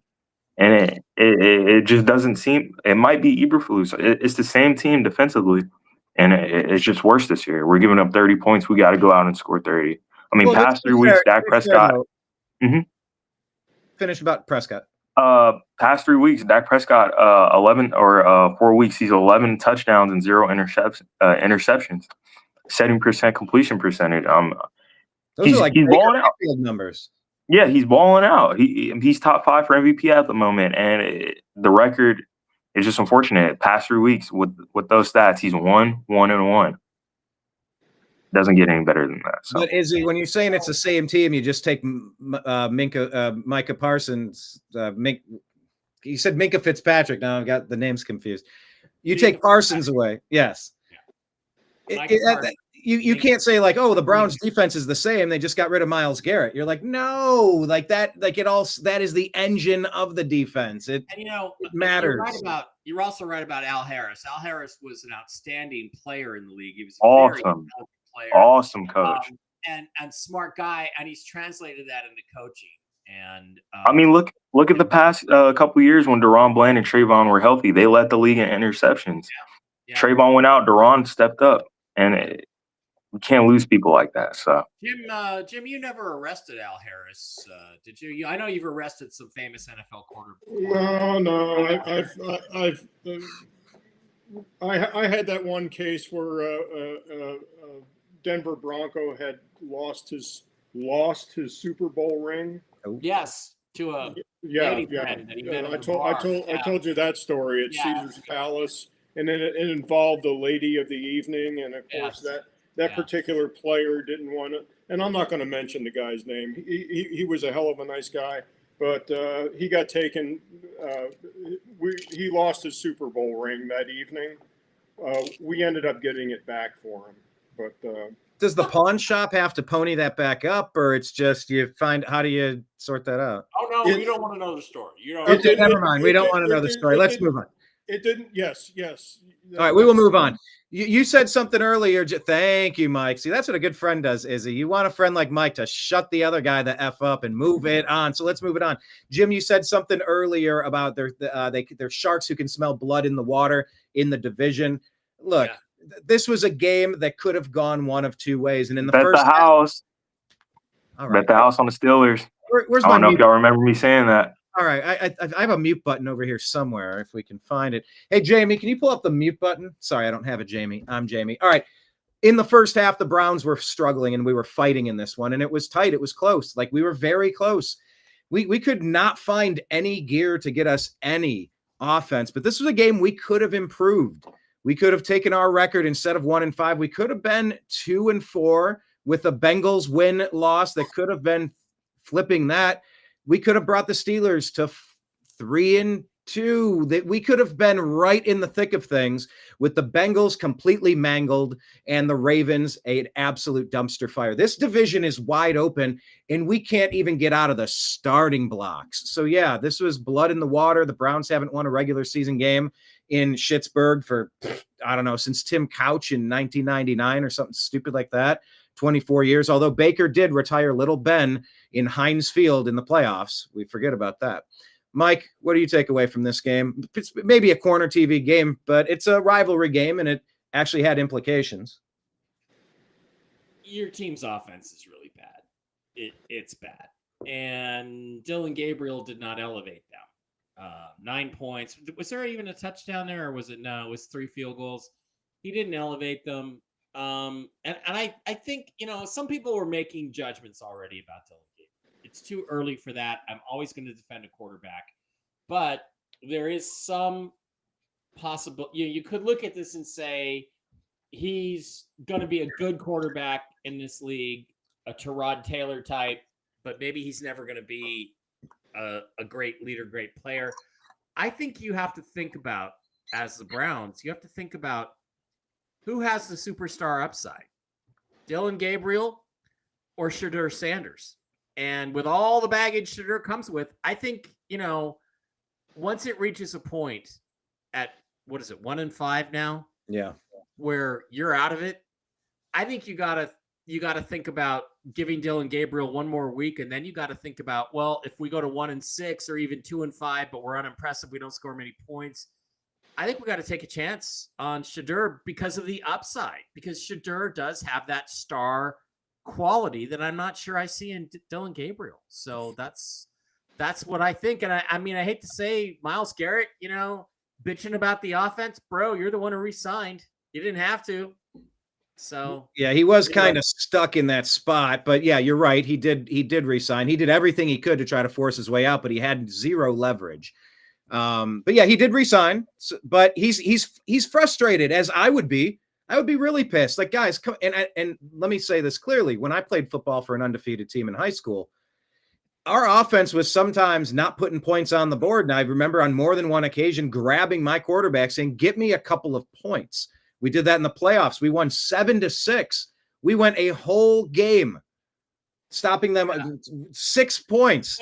It took all game long for us to get one touchdown to win it. And, that's what an AFC North games can be sometimes. Right. But so let me kick it back to you, Brian. What do you think about my idea? You give Dylan Gabriel one more week. If you don't score a couple of touchdowns, whether by, through the air or set up by the, do you think it's time to give Shedeur Sanders a shot or not? I have a couple points. Number one, we have severe issues with the swinging doors at our tackle positions. Injuries. We don't even know who these guys are. And we're in a bad spot on this offensive line. Plus the anchor is super old in his last year that he's going to retire. And it's a mess at the line. David Bell just retired today, one of our wide receiver draft picks. Our other wide receiver, Cedric Tillman, is injured. He's been out for a couple of weeks. We have terrible receivers that get no separation. We have no protection at the line. I don't really know how much Shedeur Sanders is going to make a difference behind all of those tribulations that he's facing. Let me point something else out about the schedule. We always knew that we didn't know the Ravens were going to suck like this, but Bengals, Ravens, Packers, Lions, Vikings, Steelers. We knew that was going to be like 0-6 territory, danger zone. We're 1-5, kind of as expected. But now we have Dolphins, Patriots, Jets, Ravens, Raiders, Niners, Titans. We have some winnable games coming up. So let me go to something Sean King, the quarterback from the Buccaneers, said. He's on Cleveland Browns Daily. What's the name of that show? It's Ultimate Cleveland Sports Show. He said his plan was to maybe just say, look, we have 2 rookies. We're going to stagger it. You're each going to get 8 games or 9 games if you're on a run or something. But we want to see what both of you are capable of doing, and let's have an open competition. You don't need Joe Flacco taking all the first team reps in practice, all of them in spring training, all of the practice games, all of the practice months that they had. Flacco took all the reps and he took them all to Cincinnati. Yes, you did Flacco a favor getting rid of him, but these are reps that could have went to Dylan Gabriel and Shedeur Sanders. So it's what is the plan? Maybe the plan was, if we can start off 3-2, eventually you hand the car keys over to the kid and you keep Joe here as the rookie, but the wheels have fallen off, but everyone expected it. So I have a lot of thoughts here. Is it time for Shedeur? We have 2 games and then the bye week. So what I would say is you have Dolphins this week, Patriots after that. These are winnable games. Patriots are playing above their pay grade. Dolphins are kind of what we thought they were. And then it's a break. And then you come back against the Jets, a very beatable team.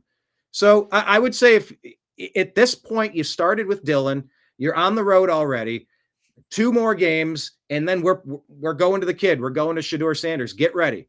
Because if we can't find a way to start putting 25 points on the game here, you know what? It's time for a change. Does that make sense to you, Mike, or would you push back on that? Your defense is good enough that if you could just average 18 points a game, you'd probably be 3-3 or 3-2 or 2-3. You'd still be in it. Yeah. So what can you say? Shout out to Rick Norman. He says, I just got here. First time ever on Strictly Football. I've been afraid to hop on for fear of getting pissed off. Yeah, well, welcome to the world of being a Cleveland sports fan. Hello, all. Hello, Reno Hightower. Let's go to you, Jim. We'll call you Jim Hightower. No, we won't do that. No, don't do that. But this was a game that the statistics were saying bet on the Steelers, right? Yeah, there's no such thing as a stone cold lock of the week, but this was the stone cold lock of the week. Yeah. Mike Tomlin. Let's start with that. 9-0 straight up and against the spread after a bye week. Steelers 17-1 straight up at home versus rookie quarterbacks. 17-1 straight up. Steelers 22-0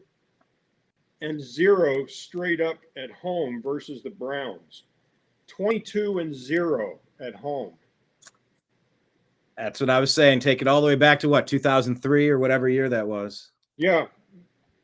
Browns 11-21 versus their own division against the spread. Steelers 14-4 straight up after a week off. That's not against the spread. But Tomlin still 9-0 against the spread after a week off.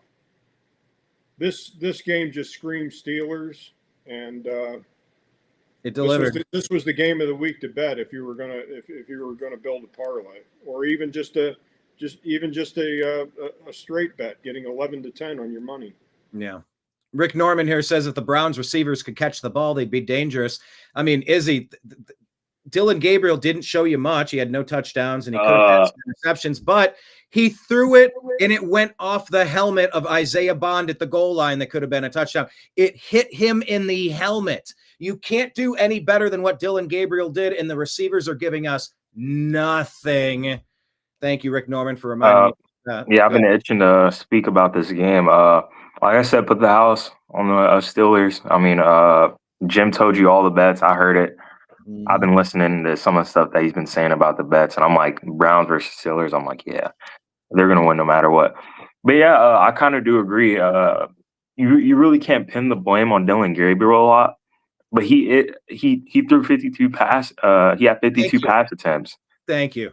And why is Quinshon Judkins only getting 12 touches in an AFC North battle where you got a reason to not throw the ball 52 times with a rookie quarterback in game 2? Respectively, the strength of the Steelers is the D line, so I could kind of see the reason not to attack that. And their defensive back core is one of the worst in the league. So I understand Judkins is one of the best running backs in the league, and you need to lean into your strength. Even if we shouldn't have been intimidated by it, in my opinion, it's easier to run block than pass block. But 52 attempts. I mean, like if you're gonna sling the ball that much, there's no way that you're not at least getting one touchdown, and you're barely scratching 200 yards. That says something about the offense. Like I said, check down merchant is what we call it nowadays. Is where you just dump the ball off and then 29 completions for 200 yards. I mean, that's whatever. You go ahead, Mike. Look at the average yardage. It's 4.8 yards per catch for Dylan Gabriel. 7.2, 7.8 for Aaron Rodgers in the same game against a better defense. That's a guy who's throwing the ball downfield versus a guy who's. Let me see if I can go find Gabriel's passing chart because I'll bet. Yeah. Oh man, the passing charts are funny to watch on to see on X. But yeah. I mean, I say give them one more week against the next team they have. I mean, of course, the Browns defense, they're always going to play good. I mean, Mike Tomlin, of course, they're going to score more points with someone who's Aaron Rodgers and Mike Tomlin because they've been going against the defense he's been going against the defense for a couple years now. So he can kind of game plan around it. You guys trade away Greg Newsome.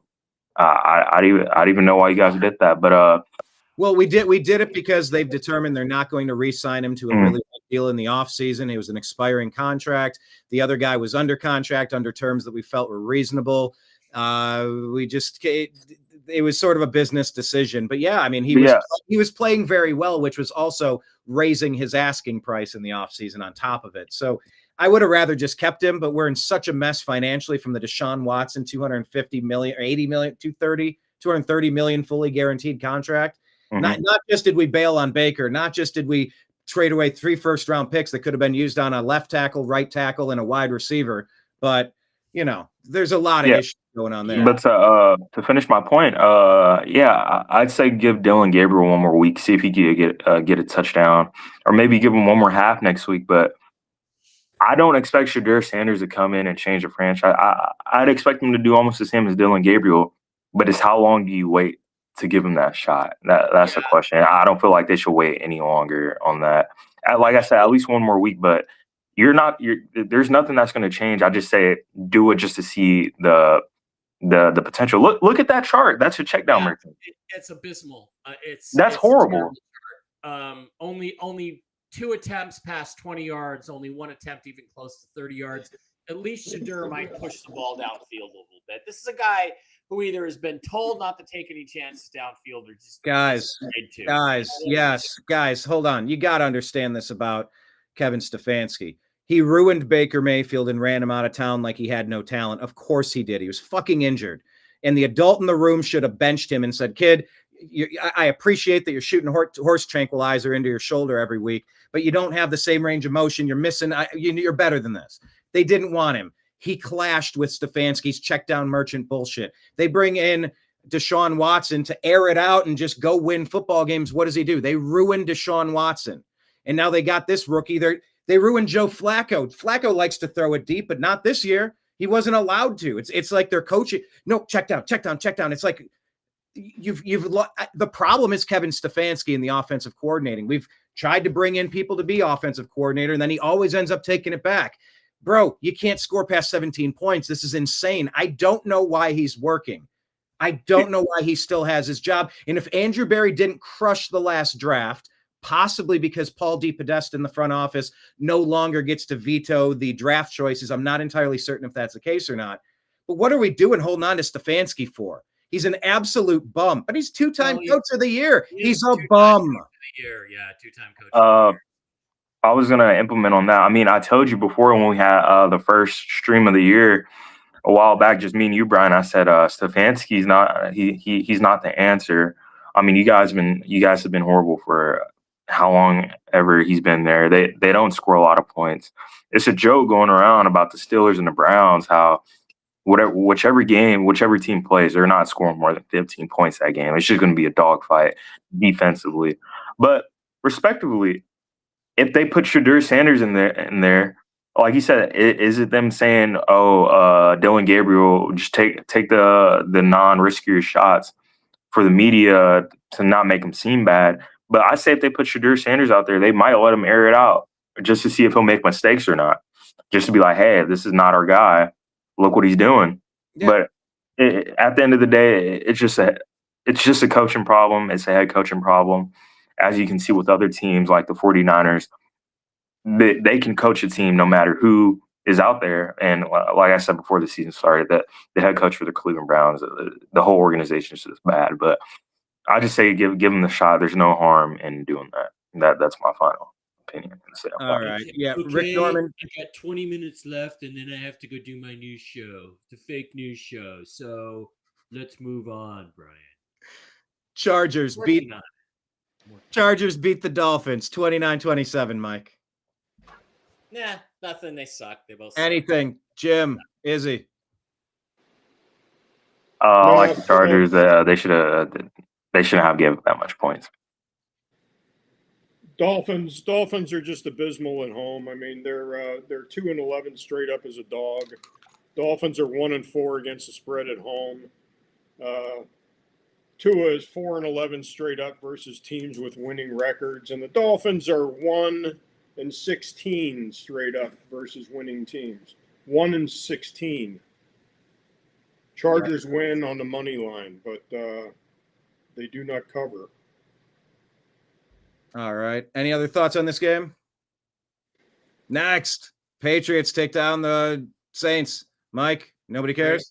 Drake May coming on. Spencer Rattler is going to be a serviceable NFL quarterback someday. So you're liking what you're seeing out of him settling in? I mean, I think if he had some receivers, he would be throwing for a few touchdowns here and there. I think he's, I just want to praise myself for recognizing that with a 4th or 5th round pick, you're getting a guy who's legitimately can start in this league. And if he had a good team around him, he might do pretty well. So I like his talent, and that's what I got to say about this game. But Drake May, 3 touchdowns. Looking like the deal. Jim? Spencer Rattler is 1-11 straight up as a starter.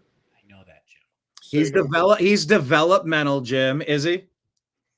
Developmental as a loser. Oh my gosh. Yeah. But Drake May, I like him a lot. I like him coming out of NC. But I mean, on paper it seems like a good game. 261, 3 touchdowns. Spencer Rattler looks good. He's on the same.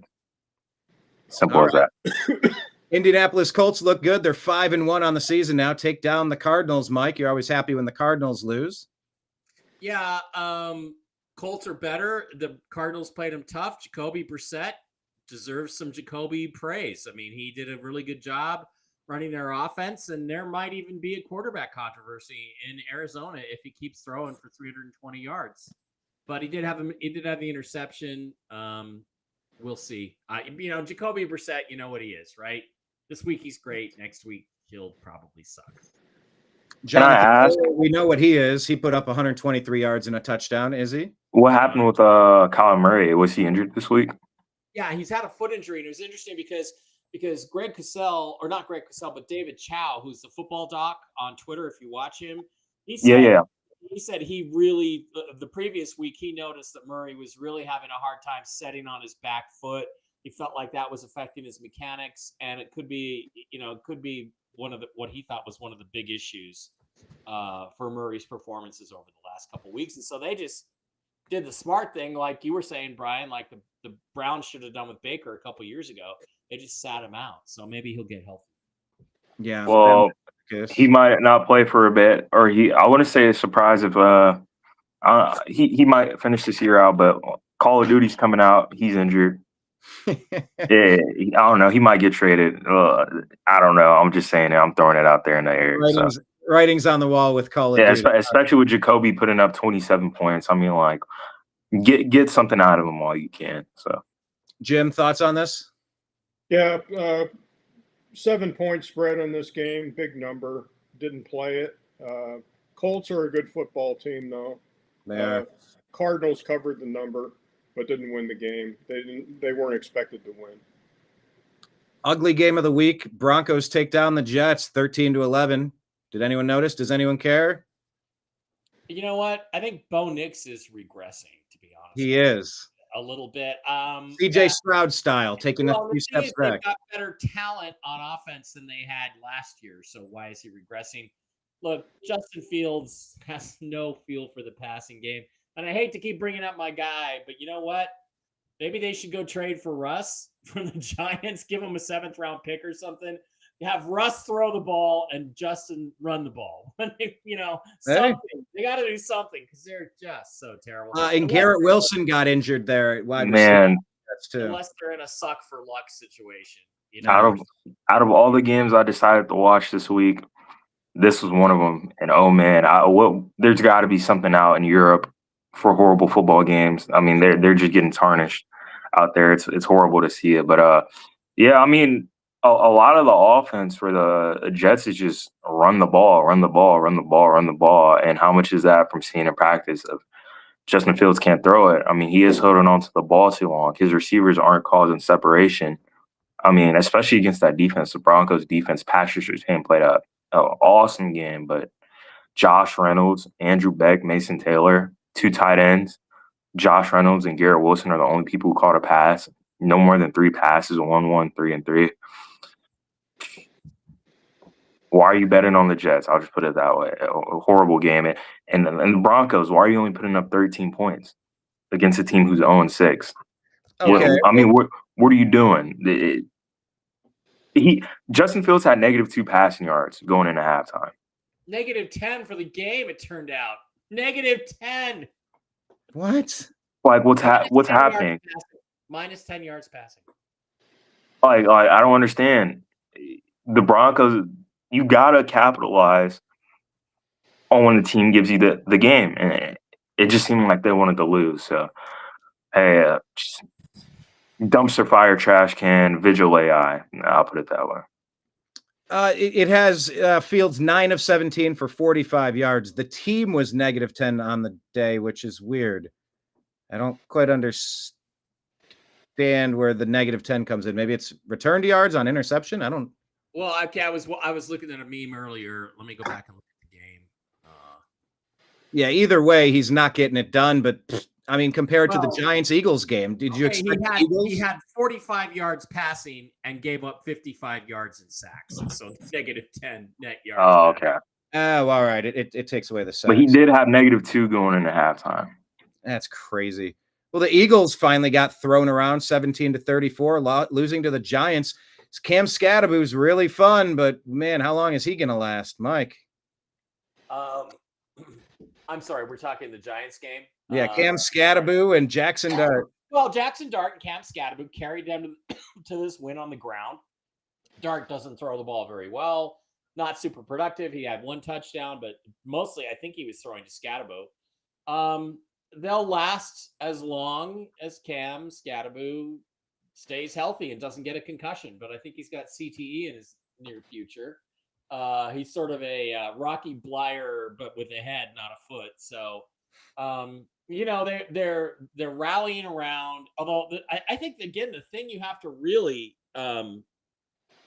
the story out of this game is not, to me, it's the concussion thing. It's when Jackson Dart was in the tent and Dayball went on a big rant because I think Russ threw one ball in the dirt.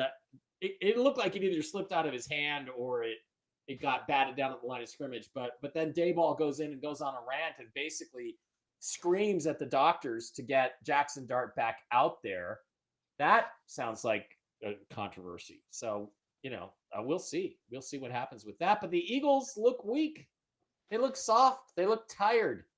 And remember, the thing people forget about going to Super Bowls is that you play more games than anybody else. And football takes more out of you than any other sport. And even though that Super Bowl week 20 game or 21 or 22, whatever it was they played to win the Super Bowl last year, that maybe 9 months ago, but your body takes a beating. Your body takes a beating. And I feel like that plus the loss of their coordinators might be catching up with the Eagles a little bit. Yeah, and AJ Brown, he's been very unhappy not getting the ball thrown to him a lot, is he? Eagles drop it. I know. Yeah, I think like Mike said, Jerry was, or somebody said Jerry Jones is fuming that we should have won that game. I mean, the Philadelphia, they lose 2 in a row. They're 4-2 now. Insane game by Scatterboo. It's a lot of jokes going around. How long is he going to last? He's speed running CTE out there. It's funny, but yeah, I mean, it just shows for the Eagles. I mean, yeah, their record, they're 4-2, but the games they're losing and how they're losing, it's just like, man, it's horrible team play.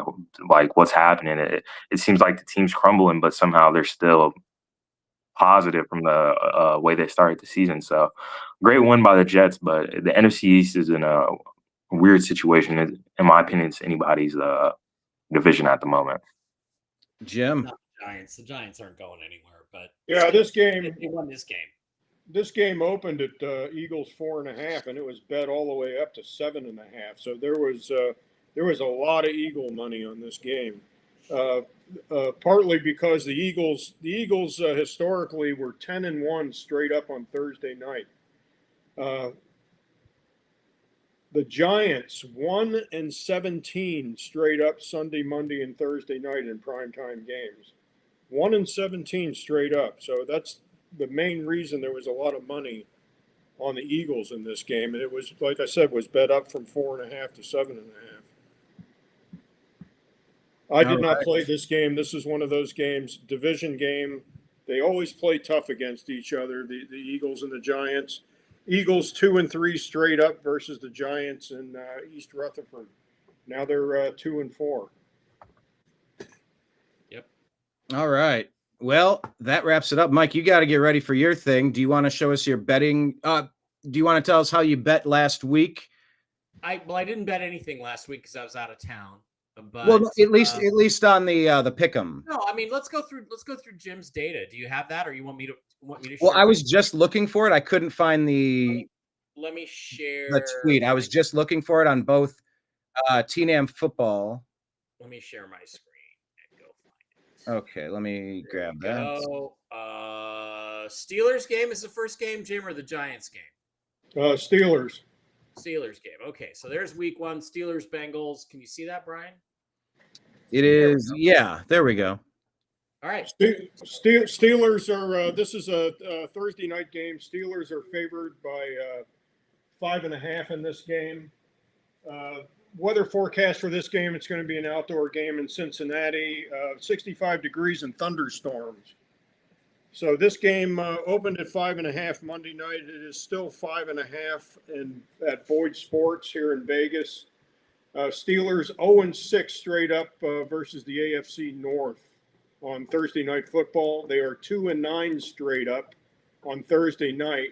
Steelers are 3-2 straight up versus the Bengals in Cincinnati. Favorites of 4 points or more are 31-11-1 straight up. And the Bengals in prime time, Thursday, Sunday, and Monday night, are 2-19 straight up. This is one of these games. If you're inclined to bet football, this is one of these. I don't need this game.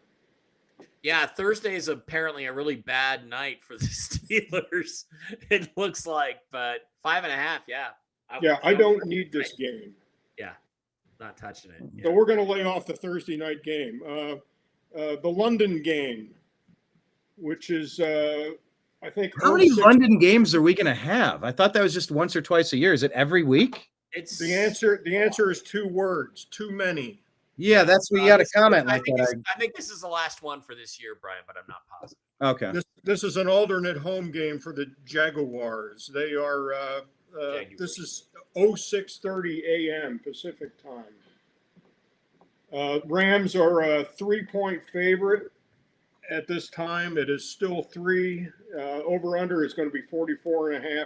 59 degrees in London and rain at game time.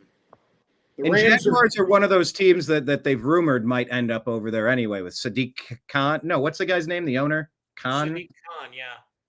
Yeah, that's going to be a hell of a travel every time they've got a road game. Yeah. The Rams are 12-5 against the spread. Matthew Stafford is 1-9 straight up in the rain and the snow. So we're forecasted to have rain in this game.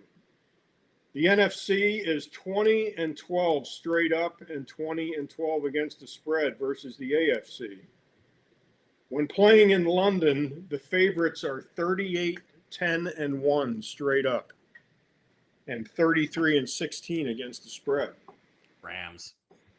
So this game favors the Rams. I don't think I'll be betting this game.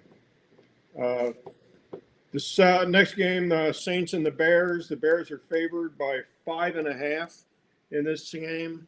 This game, after the Monday night game, this game opened at 4.5. It was bet up to 5.5 because it's recency bias. There was a lot of money coming in on Chicago in this game, so they bumped it up to 5.5. Spencer Rattler, 1-11 straight up as a starter. The Bears are 15-33 straight up. The NFC North is 37-23-2 against the spread versus non-division opponents. The Bears are 2-5 against the spread versus the Saints. Favorites of 4 or more are 31-11-1 straight up. This could be a corner game. I don't think I'll be playing this game. Next game, Dolphins. Before you move on to the next game, I just wanted to reference Sahid Khan or Shad Khan is the owner of the Jaguars. Sadiq Khan is the mayor of London, serving since 2016. So I was close. Shad Khan. Yeah, you can break out your mustache on that. Khan. Khan. All right. Browns. Dolphins. Dolphins and Browns. God. The Browns opened up as a 2.5-point favorite in this game. I believe it. I think that's easy money. This game has been bet up to 3 points. The Browns are now a 3-point favorite. 68 degrees and rain at game time. Tua Tagovailoa is 2-12 straight up as a dog. Who was that straight up as a dog? I forget what's the guy. To attack. The quarterback of the Dolphins. Mecca Heine. What's his? Dan Marino is 2-12 straight up as a dog. There you go. Dolphins are 10-22 against the spread as an underdog. And the Cleveland Browns are 18-33 against the spread after a loss. So nothing real favorable about either team. If hold a gun to my head, I'll take the Browns and lay the 3. Same. Anything else on that, Brian? Any comments? No? I said same. I would do it. I don't think the Browns are as bad as they've been showing. I know we're capable of more than this. I know the defense can keep us in. 1 pick 6 away from just swinging at 14 points on one. We're not this bad. I know we can beat teams like the Dolphins. I know we're better than this. And that's just the homer in me. So I would say give the 3, but that's why you don't bet on your favorite team. You know, you're not objective. Next game, Raiders at Chiefs. This game opened at 11.5, division game. It is still 11.5. as of 2 hours ago. Weather forecast is going to be 66 degrees in Kansas City and sunny at game time. The Raiders are 10-8 against the spread versus their own division. The Chiefs are 8-12 against the spread. They are 4-2 straight up at home versus the Raiders. Patrick Mahomes is 35-6 straight up versus the AFC West. Regarding the Chiefs, teams that played the Lions the week before are 6-13 straight up, and they are 4-15 against the spread the week after. Favorites of 4 or more points are 31-11-1 straight up, and double-digit favorites, like we talked about earlier, are 11-10 against the spread, but they are 20-2 straight up. This is the division game. The Raiders historically usually play the Chiefs tough in Kansas City, but this is, I think, is a different Raider team this year. So I will be leaving this game alone. 11.5. That's big. 11.5 is a lot of points in this Ton. game. Next game, Eagles. Eagles are favored by 2.5, coming off a 2-game loss against the Vikings. The Eagles are 17-10 against the spread. They are 5-2 against the spread as a road favorite. And pertaining to the Vikings, the NFC North is 37-23-2 against the spread versus non-division opponents. Not an interesting game to bet. I'll be leaving this one alone also. How much longer is the quarterback out for the Vikings? Do we know? I don't have info on that right now. So Yeah, I think it Eagles. was I think it was supposed to be somewhere like at least 4 weeks. I know that, somewhere around 4 weeks. Okay. Gotcha. All right. Yeah, it's tough to know what you're getting out of the backup quarterback, or if they're going to make the switch, if that's going to provide a spark or not. But just curious. Yes, as far as I know, it's still Carson Wentz. Okay, gotcha. Next game, Panthers. They're favored by 1.5 over the Jets. The Panthers are a miserable road team. They are 2-17-1 straight up on the road. This might be the game to save Aaron Glenn's job. The NFC is 20-12 straight up, and they are 20-12 against the spread versus the AFC.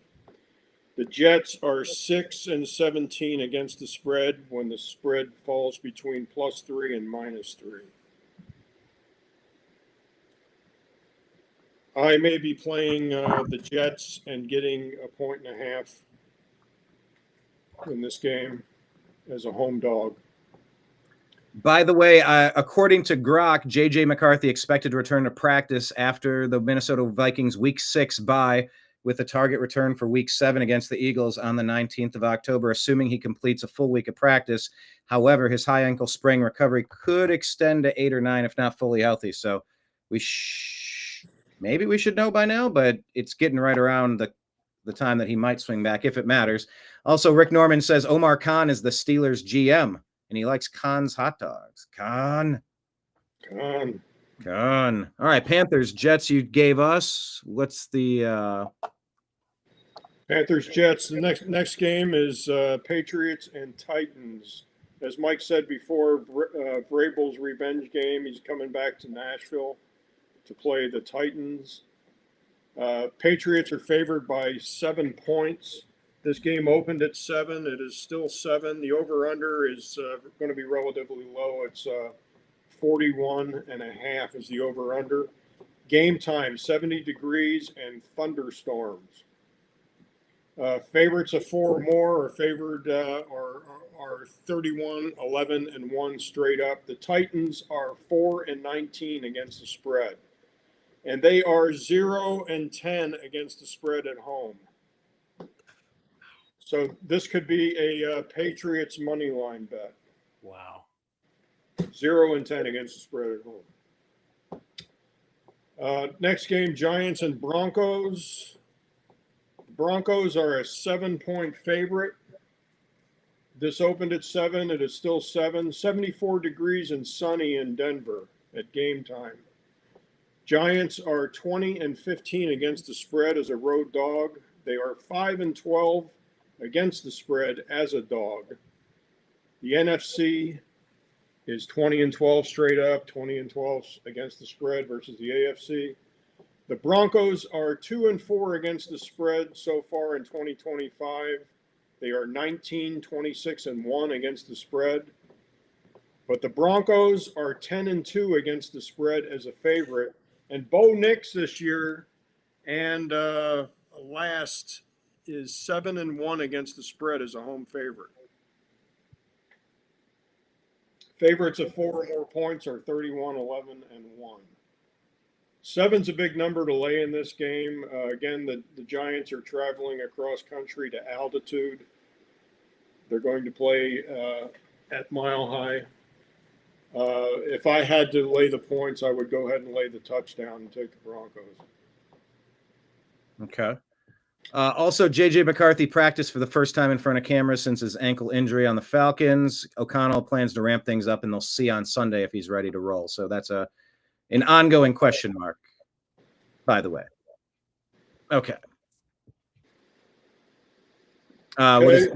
Colts Chargers? Colts Chargers. Chargers are a 1.5 favorite. This opened at 1.5. It is still 1.5.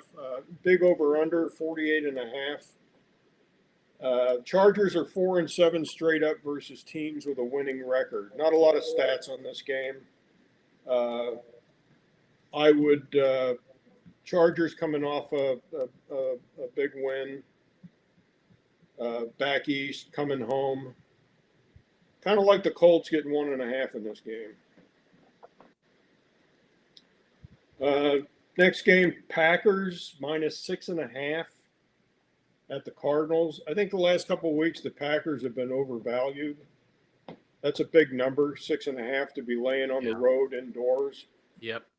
The Packers, the NFC North, 37-23-2 against the spread, non-division. Packers are 10-5-1 straight up when favored by 4 or more points. Favorites of 4 or more points are 31-11-1 straight up. Big number. Don't like the number. If I had to bet it, I would probably. Did you say Call of Duty's coming back this week? Yeah. Isn't Kyler Murray supposed to be injured, though? Yeah, he might not play. Yeah. I highly doubt he'll play in general, though. I'll ask him. He'll be like, nah, he's going to go home and play the game. Yeah, he'd be getting a lot of thumb time. All right. Next game, Redskins -1.5 at the Cowboys. Division game. Redskins are 16-10. Excuse me, against the spread. Redskins are 2-3 straight up versus the Cowboys at Dallas the last 5 years. Dak Prescott 18-3 straight up versus the NFC East. Pretty good number. Prescott is 30-13 against the spread versus the NFC East. Cowboys are 19-8-1 straight up at home. But they are 5-17-1 straight up as a dog. So at this time, at game time, we don't know what the number is going to be at game time, but they are a 1.5 point dog. This game opened at 2.5 yesterday, and it was bet down to 1.5. Both numbers favoring the Redskins. Next game, Falcons at Santa Clara. 49ers are a 2.5 point favorite right now. This game opened at 49ers -3. It was bet down to 2.5. So there was Atlanta money coming in on this game. Game time is supposed to be 77 degrees and partly cloudy. Falcons are 8-19 straight up on the road. They are 5-2 straight up and against the spread on Sunday, Monday, and Thursday evening. I was checking NFL.com, and we don't know who's going to start this game right now. Anybody have any info on this? They said there's a possibility. Adam Schefter said there's a possibility that Purdy could start this game. I don't know. I haven't read anything. But, I'll take a look.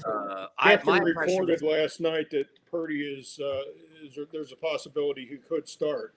If Purdy starts, he's 14-7 against the spread at home. Okay. And Mac Jones is 2-3 against the spread since he's been with Santa Clara. So that's something to look at. But that's a playable number. That the 2.5 is a playable number on this. If you like the 49ers, you would just go ahead and lay the 2.5. But they are decimated, especially with Fred Warner being out. I think Mike brought that up earlier. Next game, the 2 Monday night games this week, boys. Tampa Bay at Detroit. By the way, I'm looking and Grok is telling me Purdy is expected to return from a toe injury for week 7 as he has a chance to play after missing 6. According to recent reports, he aggravated the injury week 4 against the Jags, but has not been placed on AR, indicating a likely return after increased practice participation. But if he's not cleared, Jones will get the start. So it's leaning that way, it seems. Okay. Buccaneers and Lions. This is old NFC Central game. Buccaneers, teams that play the Santa Clara 49ers are 19-32 straight up the week after. The Lions are 41-13 straight up. They are 16-8 against the spread. The Lions are 28-10 against the spread at home. The Lions are 12-0 straight up after a loss. That's a good number. Yeah, 12-0. That's perfect. Jared Goff is 38-13 against the spread indoors. The NFC North, 37-23-2 against the spread, non-division opponents, and favorites of 4 or more points are 31-11-1 straight up. That's not too big of a number, 5.5. It's doable. I think Tampa Bay is probably due for a loss. Lions probably look more tasty on the money line instead of laying the 5.5. Second Monday night game. This is going to be a pizza game for Mike and Dave. Nice. Texans at the Seahawks. Seahawks are favored by 3.5. This game opened at 3.5, and it is still 3.5. Over/under in this game is relatively low because they're playing the Texans. 40.5 is the over/under. Game time is supposed to be 59 degrees and partly cloudy. The only stat I actually have on this game, the NFC, is 20-12 straight up and against the spread versus the AFC. I like the 3.5. I'll be playing this game. I like the Seahawks in this game. I believe Houston's coming off a bye also. I don't think they played last week. No. All right. No. That was that the end of the list? Is there any more at the end? No, that's it. That's the last Monday. That's the late Monday night game. Do we only have one Monday night game this week? No, there's two. There's two Buccaneers, again. Lions, and Texans and Seahawks. Okay, I didn't. Gotcha. All right. The Bucks in the Pacific time. The Bucks and the Lions, they kick off at 4:00 p.m. and the Seahawks is a 7 p.m. game. Oh, okay. There we go. Double Monday nighter again. All right, Mike, do you want to roll through your picks? Yeah. Just give me a second here. Sure. By the way, hit like, hit subscribe, everybody. Make sure you check out Mike Bara tonight on his Toxically Masculine Tuesday show. Maybe he'll flex. Maybe somebody else could flex with me. Somebody, All right. there you go. Izzy. Okay, Jim's got some. Appreciate it. Mike's hands are busy. He's typed. Oh, he's back. Yes, check out his show coming up 9 o'clock Eastern, 6 o'clock Pacific time. Yes, I have to reheat my Thai food in between, but yeah, okay. Fair All right, enough. last week I was 10-5, not a great week, but not bad. No, I didn't really see the Eagles, laying an egg like they did against the Giants, but it was just one of those games. Broncos beat the Jets, Colts over Arizona, Cleveland, Pittsburgh, Dallas losing to Carolina was surprising. Mm-hmm. I think, again, the game that Detroit, Kansas City, I think was fixed. The game I should have seen was Buffalo, Atlanta. I should have seen that. Izzy was right. I was wrong. And I also thought this was an even game. I took the Redskins at home, but the Bears and Caleb Williams, if I really believe in Caleb Williams, I got to start betting. So, okay, I have to log back in. All right, so let's go to week 7. And by the way, we need to find a way to get these two in to the league, right? We still need to do that. Yeah, it hasn't been done yet. I don't remember how to do that. We'll send them an invite, but we need an email from them, and we'll send them an Well, Mike's coming over Monday night to eat pizza, so he can figure it out on my computer. I'm going to take a look real quick while you go through this week's picks because I have your email. Let me see if I can find a way to do this. Yeah, just get Izzy and Jim's emails. And Jim is acekingnogood at gmail.com. Cox.net. Cox.net. Okay. And then how do you get somebody to join? I don't see the. Anyway, I'll keep looking. Go ahead. Yeah, tech support online is not cool. Steelers, Bengals. I'd like to pick the Bengals. I just can't, even though it's a road game. It's Thursday night. I think Aaron Rodgers is going to be up for the national stage. I think they're going to beat the Bengals. Rams, Jaguars in London. Who do you pick? I don't think the Jags are going to be as bad as they were last week. They don't have the whole Sunday, Monday hangover thing. But I do think the Rams are better, and they just have a way of lucking out in some games. Breaks go their way. I think right now they're sort of a blessed team. I'm going to take them.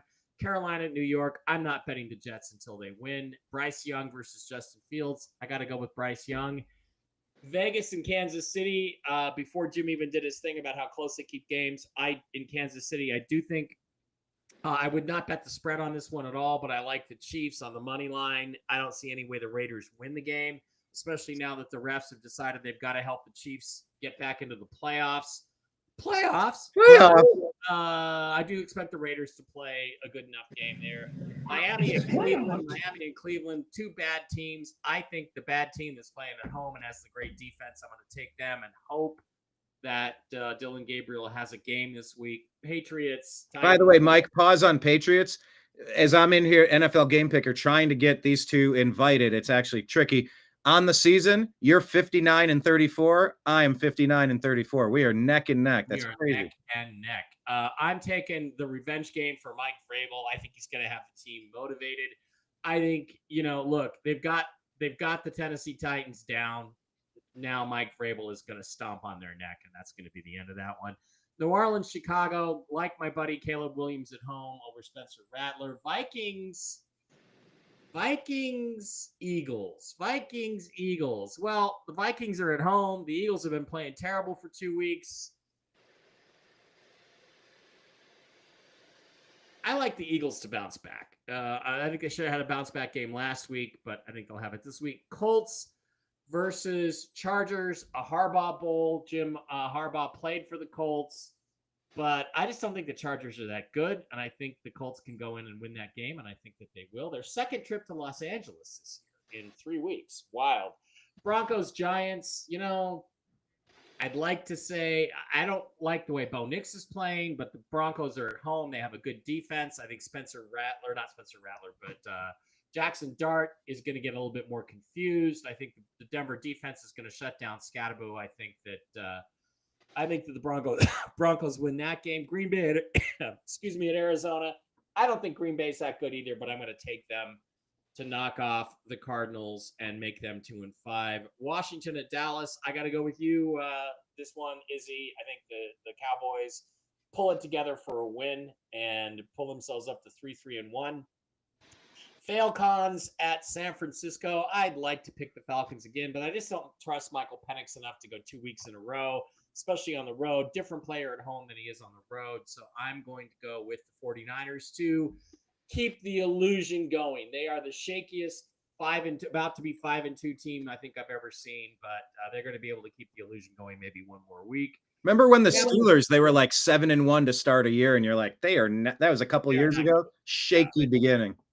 Well, that was last year, wasn't it? It was like 3 years ago, I feel like. Russ also did that. They had a pretty good record. Yeah, and then it balances out pretty quick because they're not that good.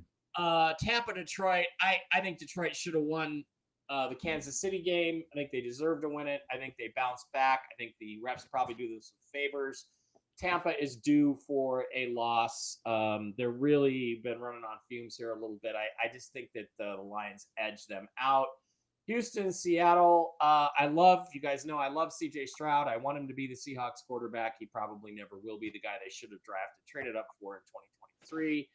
But I think the Seahawks are playing well. I think they'll get healthier this week, and they got an extra day of rest to get some of those guys ready, like Jordan Love or Julian Love, whatever he is, our safety, great player. I think this is a game I think is going to be a lot like last week's game, a 20-12, 23-17, 23-25 game. But I think the Seahawks squeak it out. Those are my picks. All right. Excellent. Mike, I'm wondering, because I'm looking here, I don't have the ability to invite somebody. Maybe because you started the league, you might need to invite those two. Okay. If you want to check on that for a second, I'll run through what I did last week. As I mentioned, I tied Mike 10-5, bringing me up to 59-34 on the season. I screwed up picking Philadelphia. Should have picked the Giants. I screwed up picking Cleveland because that's a pretty good recipe for failure every time. Don't pick Cleveland ever, but I keep doing it. Dallas, Izzy, your boys let me down for sure. Detroit let me down, and so did Buffalo, but, those are considered upsets. My Dodgers letting me down right now. What's the score? Give me the updates. 1-0 first pitch homer gone. To who? Milwaukee's up. All right. Well, there you go. Hey, Izzy and Jim, can you guys send me your emails again in the private chat, and I'll get you invited. All right, I'm going to go through and make my picks for week 7. The 4-1 Steelers get my choice over Cincy, even though, Joe Flacco, I do believe in them a little bit, but I'm going to pick the Steelers.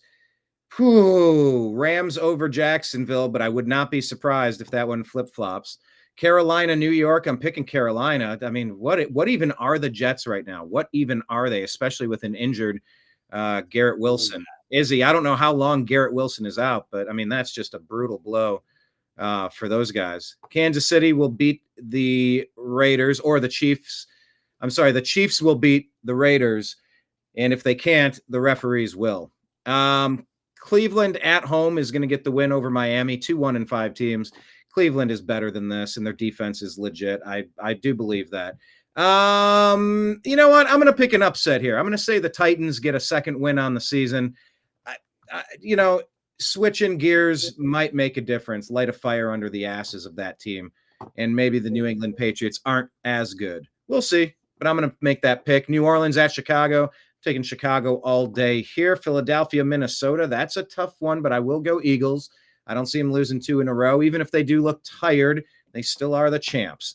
Indianapolis and Los Angeles. This is going to be a great game, I think, but I'm going to go Colts here. Would not be surprised if the Chargers pull it off. New York, Denver. I don't know what to make. Denver played so bad last week, but you know what? I'm going to take the Giants again. I'm going to take the Giants over Denver. Well, we said Bo Nix is regressing. Let's stick with that. Green Bay will get the win over the Cardinals. Washington will beat the Cowboys. Atlanta is going to beat San Francisco, and Tampa Bay will beat Detroit. Houston, Seattle. Man, Houston finally looked decent with a bunch of touchdowns last time they played, but I think the Seattle Seahawks are a better team. I'm going to go ahead and pick them, and those are my picks on the week. Who wants to go caveman style, Jim? Yeah, Jim will go caveman style. There we go. Caveman styley. Is that visible? Yeah, let me get mine off the screen. Yes, that is visible. That is visible. Okay, last week I went 9-6 because I took the Titans against the Raiders. You fool. I like Pittsburgh These are all straight up. So I'll take Pittsburgh against the Bengals. I look to see the Jaguars beating the Rams straight up. I'll go ahead and go with the Jaguars. I like the Jets. They're going to get their first win of the season against the Panthers. The Panthers are just terrible on the road. I'll take the Chiefs straight up against the Raiders. I like Brian's Browns. Woo! Stomp the Dolphins. Let's go. I like the Patriots to stomp the Titans. And I will take Chicago Bears stay on the roll. Spencer Rattler is just terrible on the road, and he's just terrible as a starter. Terrible. Terrible. Terrible. Terrible. I'll take the Eagles are not going to lose 3 in a row. I think the Eagles will go ahead and beat the Vikings. This will be an interesting game for Carson Wentz, since I believe he started with the Eagles. So he's going to look forward to playing this game. I'll go ahead and take the Colts against the San Diego Chargers. I think the Colts are just a better football team, and the offensive line for San Diego is just decimated. I'll take Denver. Knicks is 7-1, straight up at home as a home favorite.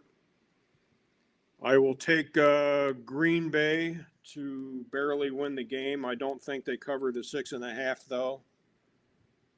I will take I'll take the Cowboys to win against the Redskins at home. And I will this is my tough game of the week, but I will go ahead and go with the home team. I'll take the 49ers against the Falcons. I think the Falcons are going to be high as a kite after winning that game on Monday night. I will take the Detroit Lions to bounce back. Very rarely does Detroit lose 2 in a row. They will beat the Baker Mayfields. No. And the Seattle Seahawks will comfortably cover that 3.5. They will flat out win the game against the Texans. All right. And those are the caveman picks for Jim Mitchell. Ez'Ryel Pickens, are you still there? Where's he at? He's on screen. There he is. He's back.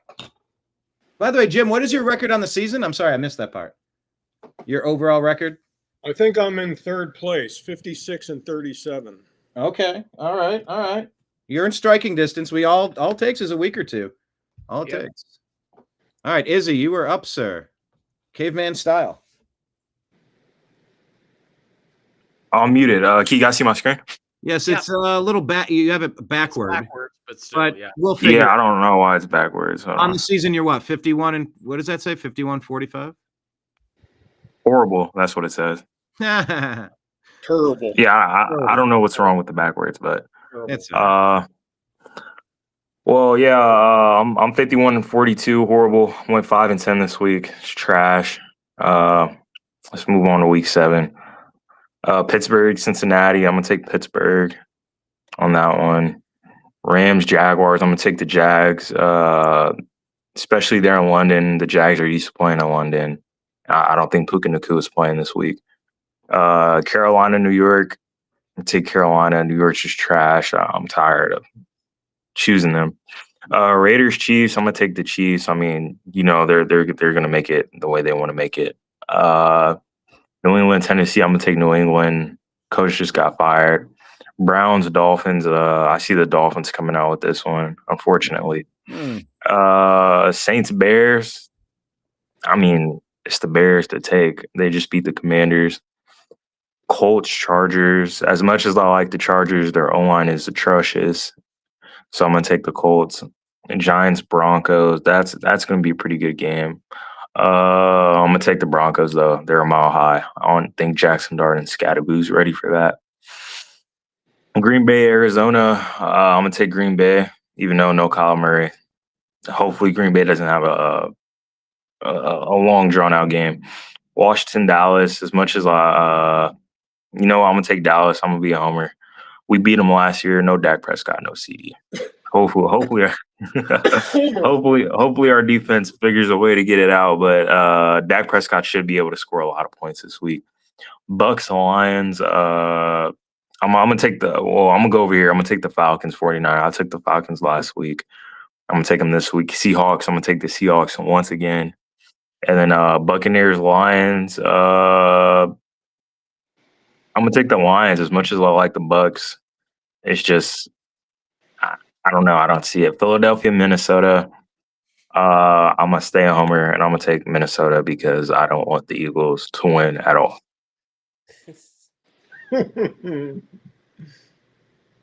Bueno on the Eagles.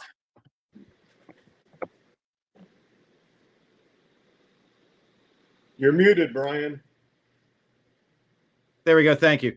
I muted it for a particular reason. Yeah, I said that's when it gets dangerous at the casino, when you're betting on what you want to happen versus what you think will happen. That can be the heart and the mind need to be synced. Otherwise, your money will soon be flying away from you. All right, gentlemen, thank you for being here on our latest episode. Mike has his show coming up, Toxically Masculine Tuesday. Make sure you check it out. 31 minutes for now. Mike, final thoughts, final word on your way out. No, great week, exciting. Should be another fun week this week. Go Mariners tomorrow night. What is it? You're up 2-0 to Zip going home.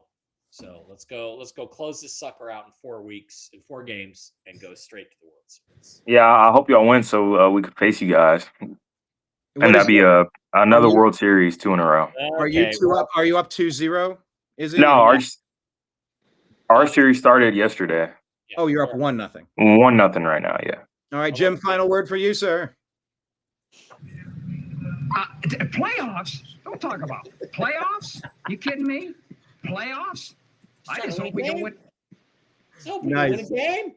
Yeah, well, that's what it feels like to be a Browns fan. Hell, a Cowboys fan at this point. Congrats to your very competitive Seattle Seahawks. I wish I knew what that felt like. At least I'm a Buckeye fan. I can root for some decent football. That's right. All right, gentlemen, thank you all for being here. We will see you next week. Possibly, Mike, you said at a different time. We'll sort it out. Not Tuesday. Don't know. I'm going to the dentist next Tuesday, so I doubt I will be conscious, much less anything else. So Maybe we can do a Wednesday show. Maybe we can do Wednesday afternoon. That's gone. Someone just hit a home run. So on that Let's go. Thank you, everybody. We'll get you an update on the baseball playoffs next week. We appreciate you. We love you, and we'll talk to you again soon. Take care. Yep, next week. Later. Peace. Hi, this is Eric Metcalf, and you're watching Unhappy Hour.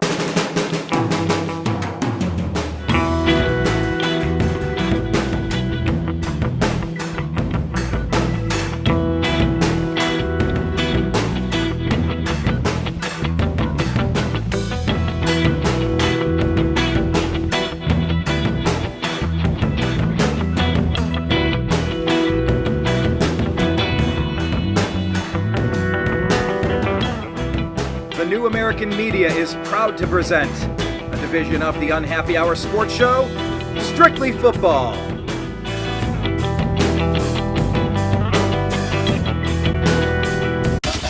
It's the Unhappy